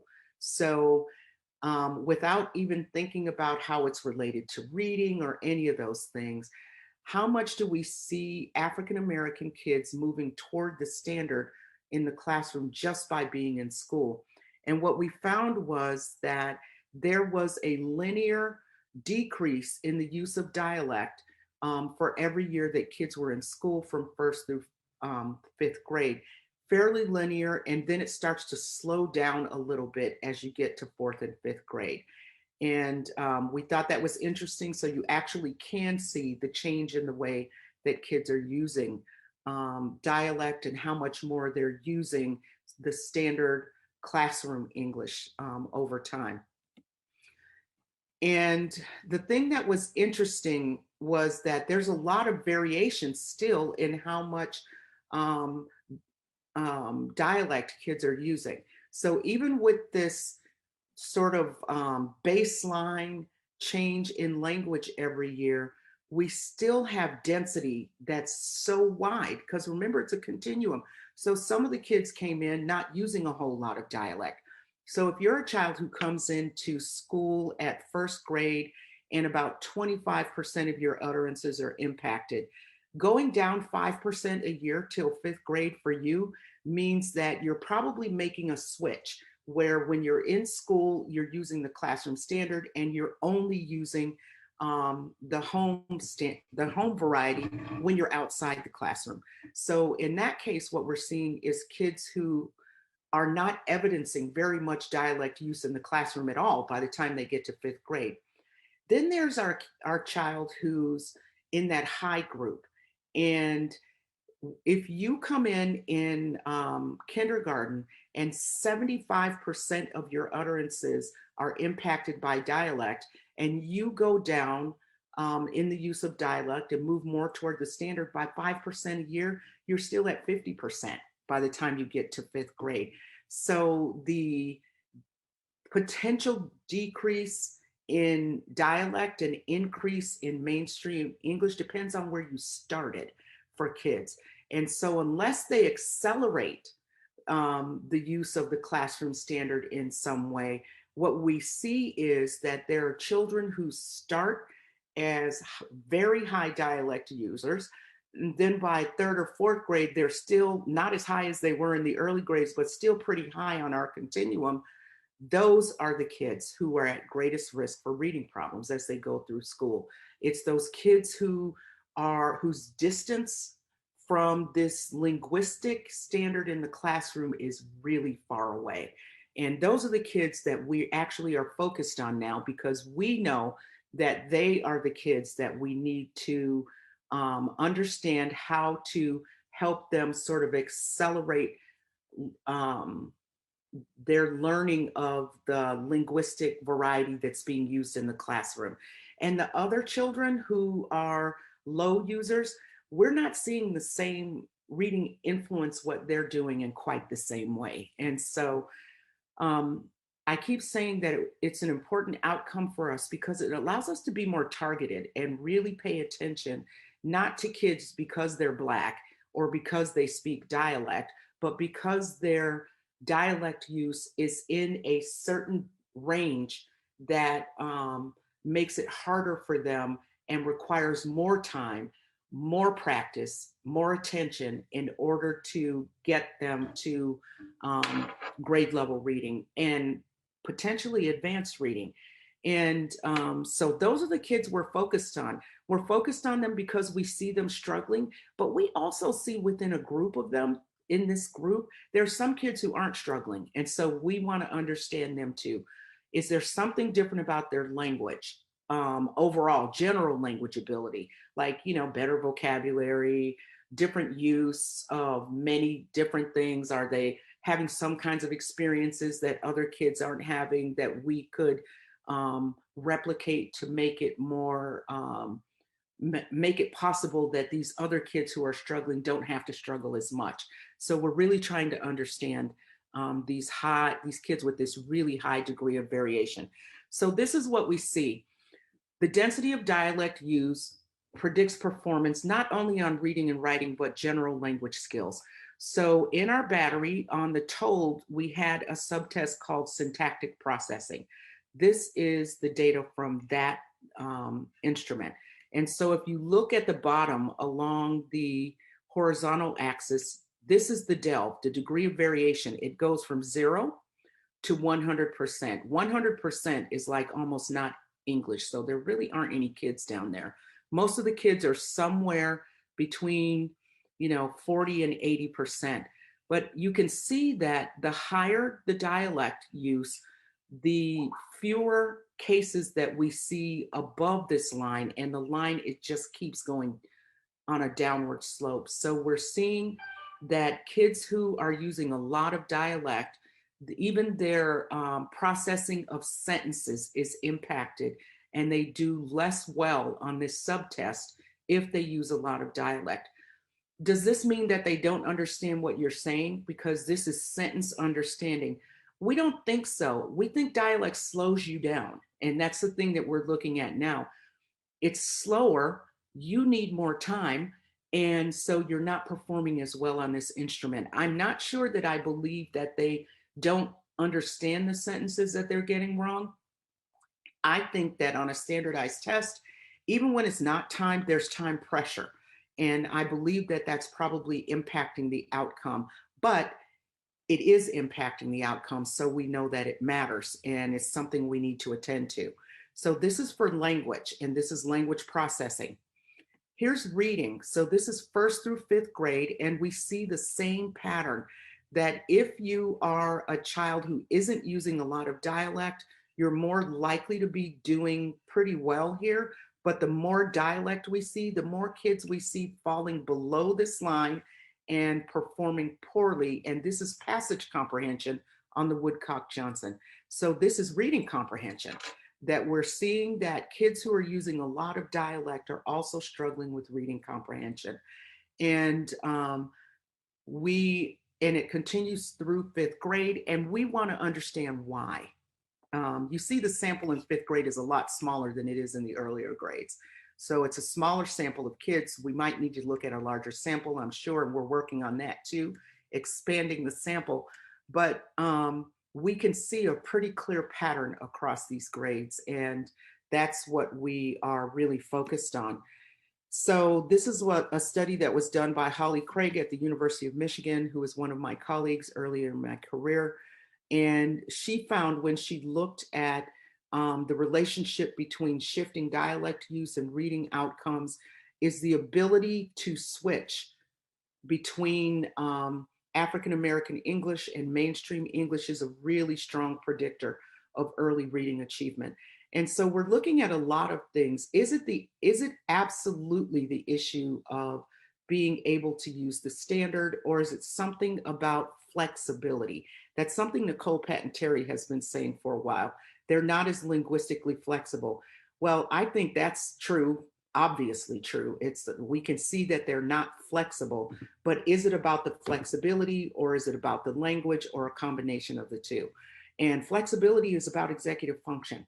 So we're also looking at executive function as a potential explanation for the kids who really aren't making the shift spontaneously.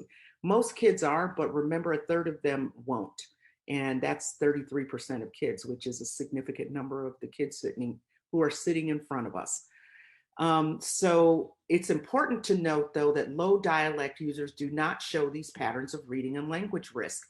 So their scores on syntactic processing don't seem to be impacted by dialect use or on reading comprehension. So it suggests to us that the language used by high dialect users is far enough away in terms of distance from the language of testing that it negatively impacts their performance.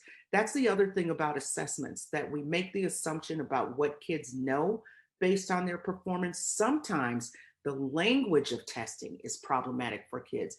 We're starting to look at that in mathematics also, that it's the language that we're using that is hard for them, not that they don't have the skill. And so teasing those two things apart, I think, is really important for getting at the competence of kids and not just their ability to perform on our instruments. That's what the grant I just got is about, trying to distinguish between competency and performance, which is such an old idea for anybody who has studied linguistics or psychology, that Noam Chomsky was talking about competence versus performance back in the 60s. And when I first started working, or first went to graduate school, we were talking about that more, and it got away from us. And now it's really appropriate, I think, to go back there, because we are basing so much of what kids are eligible for, what they're doing, how they're doing, on their performance on these instruments that may not actually be telling us what they know. So it's these high dialect users for whom access to the curriculum is influenced by language differences. So overall, we saw that the relationship between letter word identification and dialect is strong, it's negative, and it's consistent across grades. So the more dialect you use, you had trouble with letter word identification also. Remember that it impacts phonology as well. At higher levels of dialect, kids showed lower levels of syntactic understanding, and higher levels of language risk, and low dialect users just don't show those patterns. So we're also interested in these absolute issues were like the foundational things, but we were interested in what happens to growth in the face of dialect, because that's our concern, that children are being slowed down and we're leaving them behind. And that in fact, maybe if we slowed down, that they would get some of the reading skills that we're talking about. So what we found in a nutshell was that growth in reading slows down in the face of dialect starting in 2nd grade. So the kids who are the high dialect users who have been in school, many of them by now, by 2nd grade, this is their 4th year of school, because they went to pre-K, they went to K1 and now 2, that we're starting to see reading slow down. reading is getting more demanding. You have to be able to handle the vocabulary, you have to be able to handle the decoding and gain meaning from it. But as I said earlier, it's a complex and dynamic relationship between dialect and reading. It's not just simply, if you're high, you can't read. That's not necessarily true. The relationship between dialect density and reading is reciprocal. Kids who were strong readers are better at learning the classroom standard because they're learning it not only from oral language, but from the books they're reading and hopefully the writing that they're doing in class. Kids who are higher dialect users have slower reading growth. So, and because they are not really moving with reading, they are also not moving orally toward the classroom standard because they're not getting that boost that reading gives you. And so these are reciprocal relationships that each have consequences for the other. Gender differences. So we were just I was really hoping that we weren't going to find any gender differences at all. Those of us who read like the language and reading research know that in dyslexia, for example, we used to believe that boys were twice as likely to have dyslexia as girls. Then Shaywitz and Shaywitz did their big study and found that, in fact, that's not true, that the incidence isn't higher in boys than girls, but boys being identified is higher than in girls. And that's what we were seeing. We saw the same thing with language impairment. When researchers at the University of Iowa did a big incidence study like that, we used to say that the incidence of specific language impairment was twice as high in boys as in girls. And then they did their study and found, in fact, that is not true, that it's about equally occurring, and therefore it was, again, a diagnosis issue. So this is what we were hoping for. I certainly was hoping that we were going to put this idea to rest, that boys aren't doing as well. So what we did find is that there's no evidence of gender differences in language use or, of course, in cognition in 1st through 5th grade. And African-American boys and girls had similar growth trajectories. So they were growing at about the same rate for language across these grades, across 1st through 5th grade. And then for reading, there were no gender differences apparent on any of the 5 reading skill areas in grade 1 through 3. That included reading comprehension, fluency, the full range of reading skills, but we started to see gender differences emerge in 4th and 5th grade. And so what we saw was that there were statistically significant differences between boys and girls in 4th and 5th grade in reading fluency and in word attack skills. And in grade 5, letter word identification, passage comprehension, and reading vocabulary were all different between boys and girls. And in all cases, the girls were doing better than the boys. So this divergence between African-American boys and girls, we did see, and we started seeing it in 4th grade. Our big concern about the gender difference is that people who do research with middle school and high school see this as the beginning of a slide that boys don't recover from. And so there is some urgency to figure out what variables are at play for boys and what we can do to mitigate the slide that we literally, as researchers, seem to be bracing ourselves for. I think we need to find an answer and not just brace ourselves for, here goes the boys. So we did see gender differences, which was somewhat disheartening, but at least we know the truth. So this is a useless slide that I have one now that I have read on, but I didn't. I'm actually in Georgia right now, and I didn't bring it with me. But you can see faintly here that girls and boys, especially, this is reading fluency, were really very different. And in passage comprehension, the gap wasn't quite as big, but it was still a significant difference by gender. And so, for us, it's why are these differences apparent for boys and girls? Because some of the usual suspects that people talk about aren't true in this study. The boys and girls were recruited from the same schools, same neighborhoods. They were in the same classrooms, had the same teachers throughout 1st and 5th grade. And we assume that they were exposed to similar teaching and classroom environments. We don't know if the expectations were the same. That's something that we didn't look at, but we will in the future. And the SES backgrounds were similar. So those things that they usually use to talk about, you know, why these differences occur just don't seem to apply here. That everything, given everything as fairly equal, boys still look different than girls. And our, you know, a lot of people, I know that a lot of people who study research or teach reading are aware of the reading rope that Hollis Scarborough created years ago, that really gives you this great visual about what reading and reading integration and automaticity look like. Well, when I was trying to find an answer, like, why are these boys having trouble with, you know, it appears all areas of reading, I went back and read that study that the reading rope comes from. And one of the things that Hollis says in that article is that if you see kids who are struggling with reading, go back and look at the foundational skills, word attack, letter word identification that you think they already have. And that's where you'll find your answer. And that's exactly what we found, was that boys had not mastered the foundational skills with reading, letter word ID and word recognition. And so now in these later grades, it looks like reading comprehension and fluency become casualties of these poor foundational skills. And so we know that that happens, and it's pretty clear in our data. The question is why? And so that is something that we will definitely be investigating in the future. So we had not done any work with writing, but it has happened through my career, in case anybody out here is interested in writing, that every study I do, I collect writing data because I know it's important.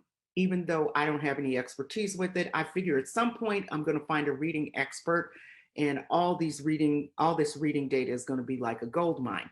Well, that would be Cynthia Peronic, who is a speech pathologist who studies writing development. So she was thrilled. And in this study, we were using primarily, we had a few non-standardized measures, but because they use standardized measures in school, we really wanted to see how kids were performing on these. So we used the test of written language. And so that's where these data come from. And it's only one prompt, one genre. More needs to be done, but it's a good start. So African American English and writing is something that I said I've been collecting samples for a long time. This is a third grade sample that I collected a few years ago from an African American child. It's a boy. And you'll see in red all the places where dialect appears in writing. So my mom, one day me and my mom was at home because we was about to go. I went outside, I was waiting. I opened, without the ED, the garage and get my bike out instead of got. I went for a ride, part of that was missing, for a minute. And MINITE, the way that he wrote it is actually the way he says it. So we could have said it was a spelling error, except it also matches pronunciation. So I don't think it was just spelling. I think it was a dialect, a phonological dialect feature. And then we see, deletion of the possessive S, the D, changes in tense, and so on throughout this sample. So it was really interesting. I used this in a training with teachers to talk to them about how, even though it's not a written system, we see it in kids writing. So this is an unedited version. This is a 7th grader, and this is the 3rd edit. So after 3 tries of editing some well-written paragraphs, these are the features that we see that persist. So remember those S's? There are several S's to figure out, and there are several different versions of them in this edited version. So the S's continue to be something variable in writing, because even though we're allowed to be variable in oral language, in writing, we have a standard where we really expect everybody to do the same thing. So the use of morphemes is obligatory in a way that we don't necessarily expect in oral language. So if you look at this child, there's not a lot of errors, but they're all the same ones. They're consistent. And so one of the messages for teachers is you can't edit out somebody's language system. You can't edit dialect out of a sample because these are rules that he hasn't learned. And so he needs to learn the rules for how to apply S. The R versus our is something we see phonologically. So it's a pronunciation issue that shows up in spelling. And so kids, again, write the way they talk. And then he's doing okay with the past tense unless there was no other opportunity for it in here. So these are the things when I look at them and I talk to teachers, I say, he needs to be taught these because he's not getting them. And one of the things that we see in our writing samples consistently is a couple of things that always get my attention. One is that kids don't know what to do with verbs, verb morphology, where to put the ED, where to put those endings. And so we'll see these samples where it looks like the child was aware that it was past tense. So somebody's been talking about the rule. So they know that an ED needs to be in here. And I swear it looks like they did eeny, meeny, miny, mo, pick a verb and put an ED on it. Because we'll see the ED, but it's random. It's like they just put it on a verb because they couldn't figure out which one it went on. Because for them, in oral language, they wouldn't have included it at all. But someone has taught them that it needs to appear, so it does appear. It's just in the wrong place. And so that's a child who needs to learn the rules. The other thing that we saw, which to me is an indication that kids aren't seeing enough text, is we do a lot of reading instruction, but not enough reading. And so we see kids in 5th grade who are still writing once upon a time as a single word that they have decoded. So it starts with a W once, and it's just one long word. And I'm like, that's a kid who, even in 4th and 5th grade, hasn't seen enough books, hasn't done enough reading. Because where do you learn that once upon a time is an opener? And they knew it was an opener because they tried to use it, but they had not seen it. And I do worry, especially in urban contexts where kids don't have a lot of books at home or parents may not be reading that much, they don't get enough practice reading in school either. And we see that in writing. So this is what our writing samples looked like. And on the test of written language where kids are writing to a picture that they are responding to a prompt in writing was what we used for this. And what we found was that writing shows a nonlinear growth trajectory from 1st through 5th grades. So we don't see this nice start low and go straight up, that it is variable, it's not linear, and that student scores increase from grade 1 through 3, again like reading, and then slow down in 4th and 5th grade. Teachers, professors, we're all familiar with the 4th grade slump. Our concern is that for this group, it's not a slump, it's a slide. And so we start to see in 4th grade that things slow down and we're not helping kids accelerate that growth trajectory in these grades. So we see that in writing, just like we saw it in reading. And so this is a graph that my methodologist created. And at first I didn't like it. And then I realized how it shows what happens with writing very well. So if you look at kids, again, we have dialect density on the bottom axis. And then we have scores on the test of written language on the vertical axis. And so what we see is when we look at kids from grade 1 through 5, the kids who are using low dialect, we see these steep growth curves that continue to grow and slow down a bit as they get older. Then we go, I'm using my finger to show you the, to point at as a pointer, and I'm moving things. So when we get to this higher end of dialect, on the other side of this dotted line, these kids are who are really high dialect users, look at those arrows. They continue to go up, so they're moving in the right direction. They're going up. The slope is not as steep, so the arrows, even from the beginning, were not as steep as they are for kids who are low dialect users. And then when we get up to the upper grades, they stop growing completely and start looking like they're going in the opposite direction. It doesn't mean that kids are going backwards or decreasing in that way, but it does mean that their growth has stopped. And so the reason that the arrows look like they're going backwards is their peers are continuing to grow in the other direction. And because they're not growing at all, their scores on this test start to look like they're decelerating.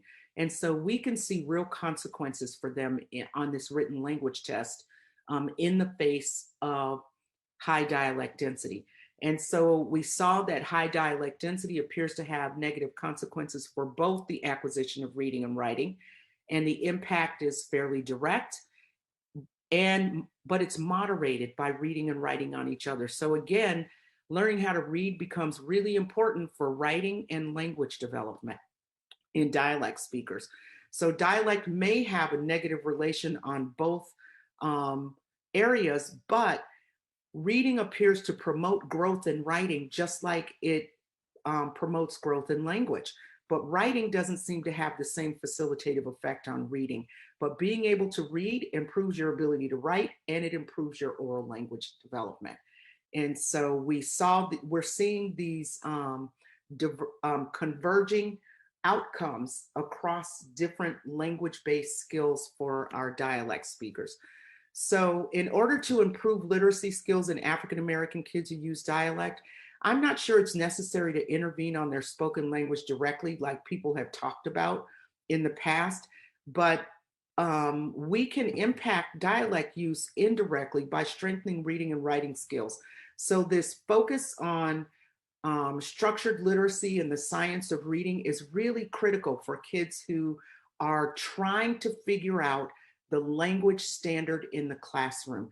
That being really explicit the way that structured literacy is, where we really talk about phonemic awareness and phonological awareness, but then making the helping kids make the connections between those decoding parts of the science of reading and those big language pieces like fluency and comprehension is really critical for these kids. So language supports reading no matter what language system you use. And the 5 pillars of reading, as we call them, are important for every child. No matter who they are and where they come from, they are important. But the way you get at mastery of those things may be different for some kids than others. I think that's the big takeaway message, that all of those things are really important. We should be doing the same things with these kids that we're doing with all other kids, but the way that you help these kids get there may be different, and we don't want to leave them behind by making assumptions about what they have mastered versus the things they're still working on, because they have to kind of rectify or bridge this variability that their language variety allows with this rule. It's a set rule in writing. And so they're still working this out in oral language. Then you're teaching them something new in written language, and they have to bring those two things together. And it doesn't happen as fast as we think it does for kids who are coming to school with a different variety. And I think it's really important to remember that kids are not blank slates. And so African American kids who come to school already know something about language. And what you're doing is extending and expanding what they know to include something else that they need in the classroom. So they already know a lot, but you're teaching them a new rule for how the TH sounds or is written on the end of with. You're teaching them a new rule. And so that rule is being added to a rule they already have. And I don't think that's the way we think about kids. And certainly not about kids who use other language varieties. We tend to think that they're doing this, now we're going to teach them how to do this new thing. Well, technically that's true, but the reality is for them that I already know how to do this, and what you're teaching me is different from what I already know. So I need some time to figure out how, when my rule applies and when your rule applies. And I think that's the bottom line for what we're trying to do with kids. So I've said this already, that it's unclear to us when we give these assessment instruments, including things like the test of written language, what it is we're really indexing when we get those outcomes. So is it their ability to perform on the instrument, or are we really able to index their underlying knowledge?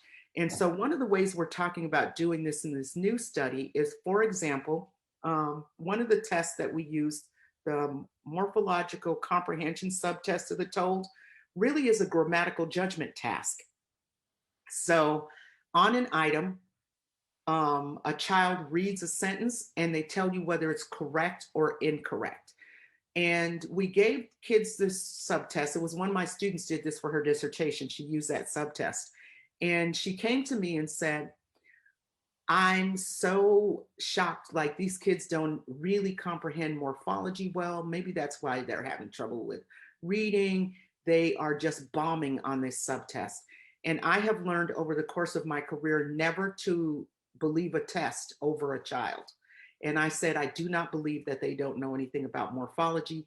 Go back and look at that test item by item and come back and tell me what went wrong. And she came back the next time. She's so excited.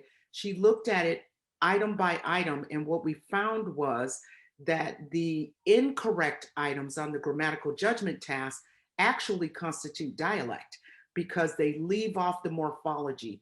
They change the subject verb agreement.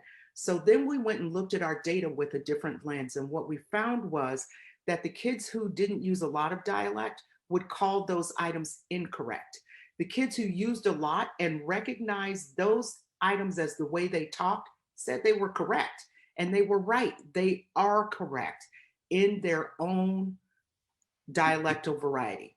And so what we learned about them, and they knew that the standard English ones were correct also. So all of them were correct, except the ones that didn't fit the mainstream variety or their variety. And so what we learned about those high dialect users is that they are truly bi-dialectal. They recognize when AAE is right, and they recognize when MAE is right. Whereas the kids who were lower dialect users, so are really close to the mainstream standard already, recognize that those items that they said were incorrect are things that they wouldn't do. And so they said they were wrong. So we had two groups of kids in here with two completely different kinds of responding based on how they use dialect. So how are we going to get at the competence of these, the underlying competence of these kids? Well, one of the things we're going to do in this next study is, when a child tells me that something is incorrect, I'm going to ask them how to make it correct. So tell me how to make it right. How do you make it correct? And that way we get to see what their underlying grammar looks like, what kind of grammatical features they are producing that they think are right, to try to get in their head and get at this underlying competence. So those are some of the things that we're doing with instruments, and we're taking, these are old psycholinguistic ideas. Grammatical judgment has been around forever, since we've been studying language. And so we're going to use some of these really traditional measures to figure out what kids know about language. Because many of the instruments that we use now conflate dialect and communicative competence. So if we hear dialect, we assume you don't know anything about language, which is not true. What we learned is they know twice as much about language. They know about, once they, like a bilingual child who knows something about Spanish and something about English, within language, these kids know something about this variety and this variety. And the way we're testing, we're not getting at that competence. So this idea that we hear in the literature about how bilingualism confers some strengths in terms of executive function, I think we're going to see the same thing in bidialectal kids.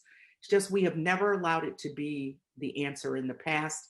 This time we're looking for that answer, and we're going to prove it. So bidialectal knowledge is really overlooked when mainstream responding is the only allowable response. And it's a disadvantage for kids who are not adept at switching codes, because they're going to use AAE for the response. And that doesn't mean they don't know MAE, but they don't use it. But they don't have, so their language is not weak and it's not impaired, it's just different. So the intersection of impoverished language forms and linguistic variation has really contributed to underestimating what African American kids know, and especially African American kids growing up in poverty, that we have obscured the possibility that high dialect use can be an advantage, and that they have strengths, these kids have linguistic strengths that our methods do not allow us to see. And so, you know, I'm working on seeing the strengths. It's hard when you talk about how it's such a balancing act to talk about how dialect impacts reading in this negative way and not perpetuate this deficit thinking, because it does impact it and we know it does. So now we need to do something differently. But at the same time, their ability to use this heritage system well means that they're good language users. We saw that in preschool, but we stopped giving them credit for it when they got to school because it didn't match our expectations. So we need to move the kids along so they can learn the standard, but we also need to change our mindsets about what dialect is, what it does not do, and give kids credit for how much they know, because they know so much more than we give them credit for. And so students who develop proficiency at home in their home variety but fail to do so in school really will struggle. So they need to be bidialectally proficient. And so we have got to work on ways to help them move along in school in developing the proficiency in that second dialect that they already have in their first dialect. And so forcing them to, especially on assessments, to only use a system that they're not very comfortable with to respond really constrains their ability to show us what they know. In the same way that if you know a child only speaks Spanish and you give them an English only test, they're not going to do very well. You have to give them a chance to use the full range of what they know, whether in both Spanish and English, in order to really know how competent they are. And my contention is the same is true for dialect, that we have to give these kids the opportunity to show us what they know across the realm of dialect responding, and then give them credit for what they know, instead of deciding that one kind of knowledge is less valuable than the other kind, so you're not going to get credit for that. That's what we're doing now. Even if we're not doing it at a conscious level, that's what it amounts to for kids when we're talking about assessments and we're talking about school. So we need to challenge our current paradigms in research. I'm challenging myself. I got this grant that's focused on changing what we know about competence. You know, I said, mea culpa. We've been doing this the wrong way, and that includes me, by only focusing on how dialect impacts reading in a way that's difficult for kids, and not balancing that knowledge with the strengths that the kids are bringing to the process. And so we're going to change that paradigm, and we're going to, in research and hopefully in practice, develop paradigms that are more inclusive, that allow kids to show what they know. And these are my collaborators over the last few years. I couldn't have done this work without them. Certainly can't do it without money. So thank you to the National Institutes of Health. And now we will focus on questions and conversation in the last 13 minutes. Okay, I'm not sure where these start.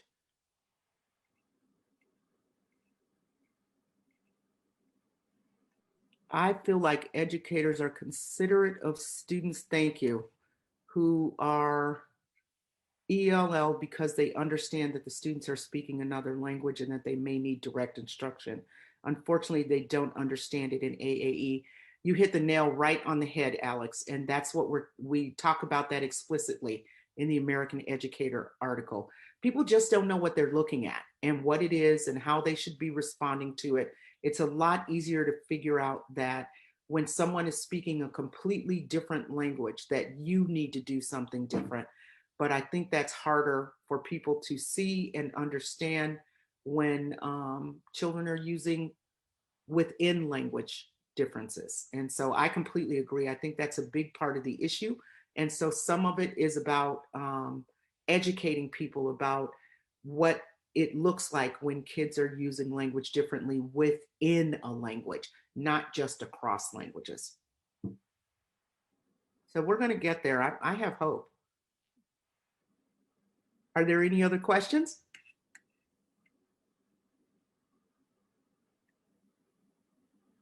It's been a long day for you all. Julie, this is David Brobeck. Isn't part of it trying to help teachers some understand there's not a right and wrong when it comes to dialect and understanding?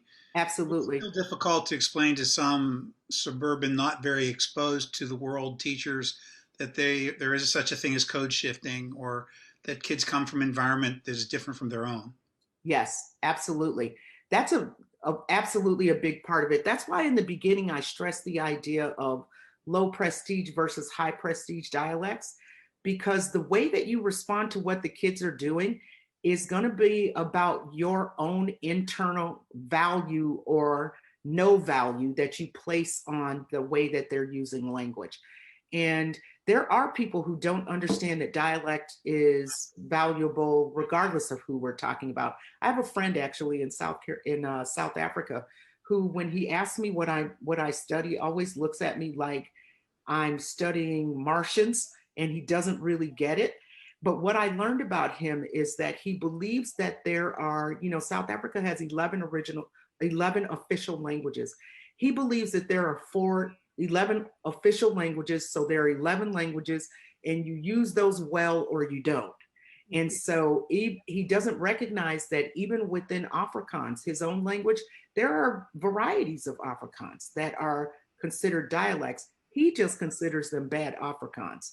I think there are a lot of people like him who believe that there's this one standard, and you're either doing it well or you're not.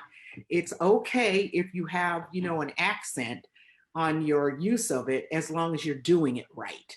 And so, yes, I believe that's a big part of what we're dealing with. And so this issue of what's right and what's wrong, dialects are language systems agreed upon by a community of speakers. And if that community believes that this is the way we use language, we agree that this is a good way and this is the right way, I think we need to respect that. So yes, I agree with all of it.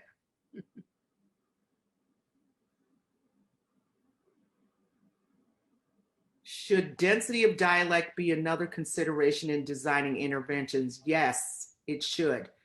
And, we've been talking about this a lot. One of my mantras about developing interventions and curricula is to be sure you include these kids in the beginning when you're designing it, so that their needs are considered in the intervention from the outset. Because what we currently do is we develop something, we don't include them because they're hard to get access to, and then lament when the outcome doesn't fit them, and then try to retrofit it to get it to fit this group, and then just say, they just aren't doing that well. Well, yeah, they would do better if the intervention or the assessment had considered their variation, their language differences from the beginning, and considered those when you developed the instrument. So Dibbles right now is, somebody asked me about Dibbles. They're going back and trying to develop something that takes this into consideration. They're working with the Los Angeles Unified School District. And so I've been working with that group, and we're trying to make sure we're taking it into account. But it would have cost a lot less money if it had happened when it was created in the first place. And a lot of what we do in terms of interventions and creating these things happen at universities and college towns. And that is not where these kids are. And so we have to be willing to branch out and go where the kids are. When I was at the University of Michigan, I collected all my data in Detroit because the kids I was trying to understand, only a few of them were in Ann Arbor, but Detroit had many, many, many. And so I was able to get that work done and really come up with answers that actually fit kids. That's not what we're doing right now when we do interventions and stuff. Which dibbles are you working with? No clue.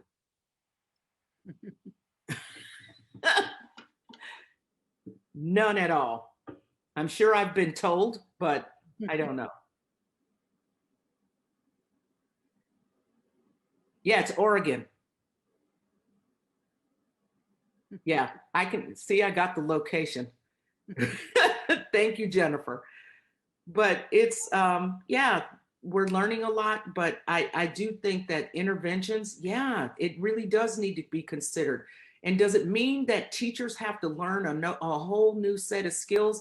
I think if we applied what we knew in a different way with these kids, that's enough. That it doesn't require, creating a whole new curriculum. You create an intervention. And when you think about the sequence, the scope and sequence, you think about how it applies to kids who are linguistically different, especially for a skill that relies on language. How can we do that without considering all the language diversity we're going to encounter in our classroom? We can't keep just building things toward a standard that doesn't exist for about 70% of the kids we're going to encounter, whether they're African American, Pacific Islanders, whoever they are. I mean, we can do better. We can do better.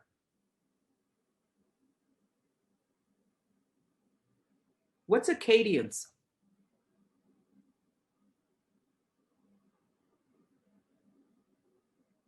It's dibbles, but they did an off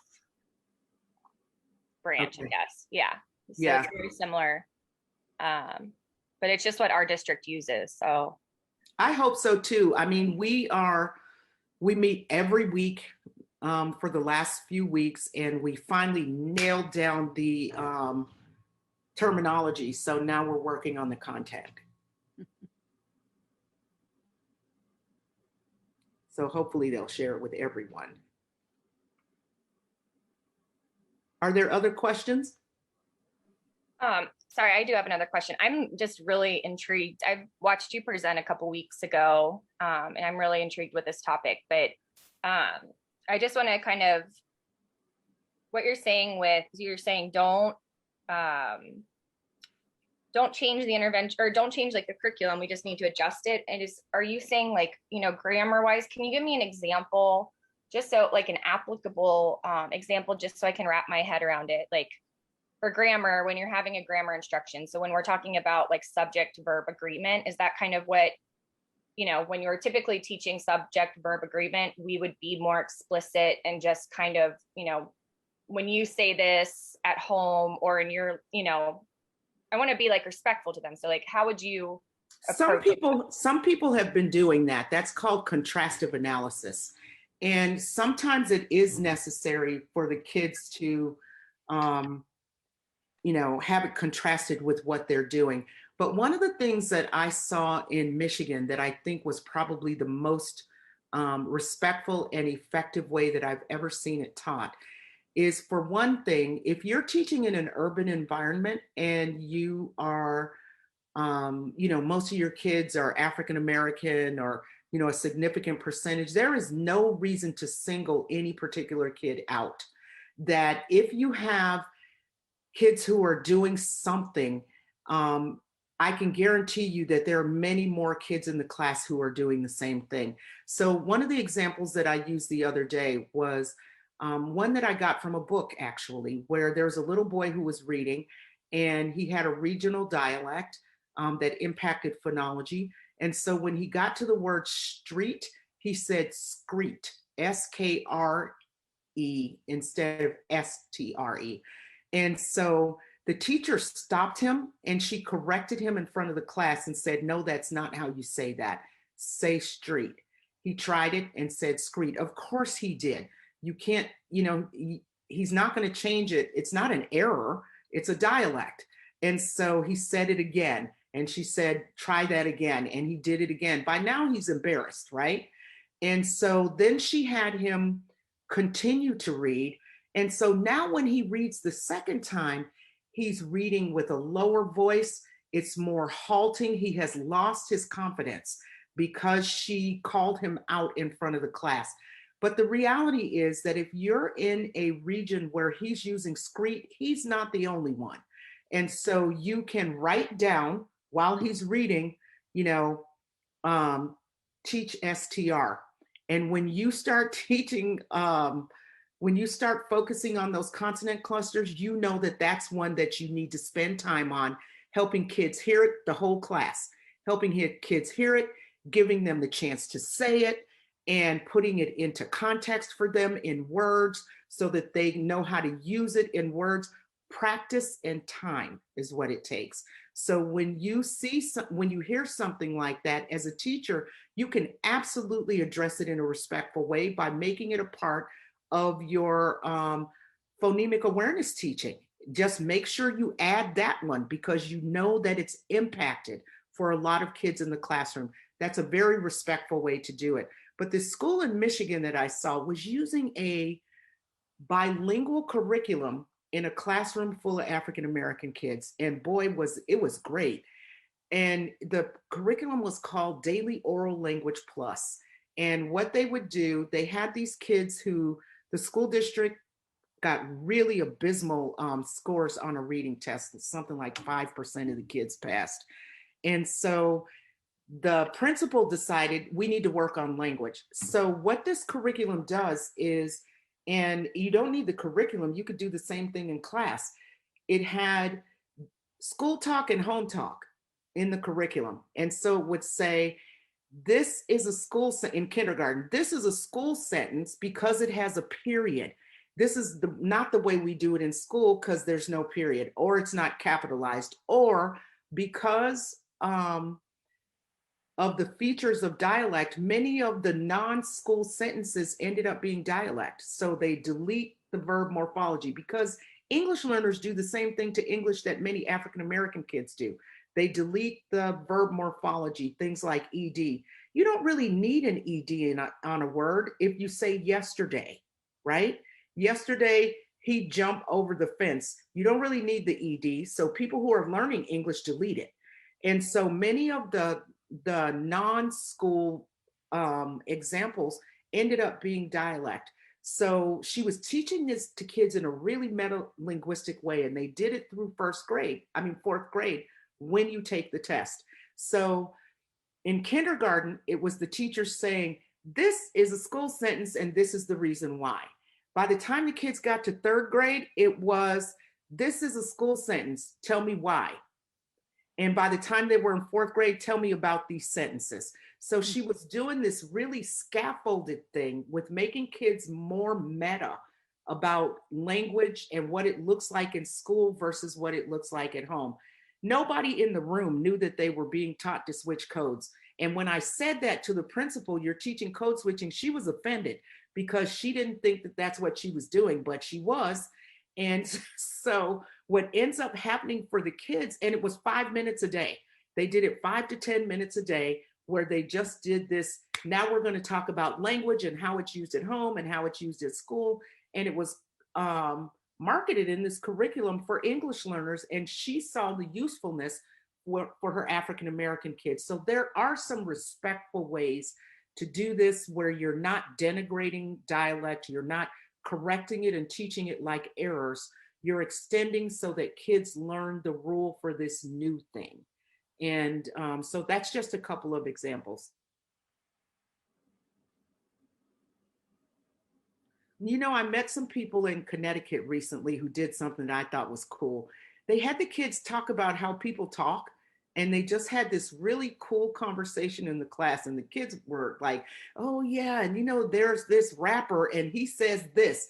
And so it was like drawing everybody's attention to everybody speaks differently. And oh, I like the way he says this. And when he says this, I don't really understand what he's saying. So it wasn't about you're not doing anything correctly, everybody talks differently. So let's talk about another way you can talk. And the kids loved it and they embraced it. So there are really respectful ways to do this.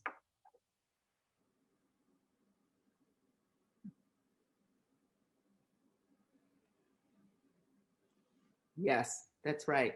Meg, thank you for that response. I think our time is about up, but we Yes. so appreciate, Dr. Washington, everything that you've done fits beautifully into our P20 Literacy Collaborative. So thank you for spending the day with us, and we've learned so much. Thank you so very much. Thank you. And my pleasure. We only have about 2 more things, and real quickly, don't forget to do your evaluations. If you remember, anytime you've had a grant or anything, the evaluations are absolutely critical. So don't forget to do that. Our next meeting is June 10th, and I'm happy to announce a little teaser so you come back. Our keynote speaker is Jan Hasbrock. She is an educational consultant, author, and researcher. Served as executive consultant to the Washington State Reading Initiative and as an advisor to the Texas Reading Initiative. She's worked as a reading specialist and literacy coach for 15 years before teaching at the University of Oregon and later a professor at Texas A&M University.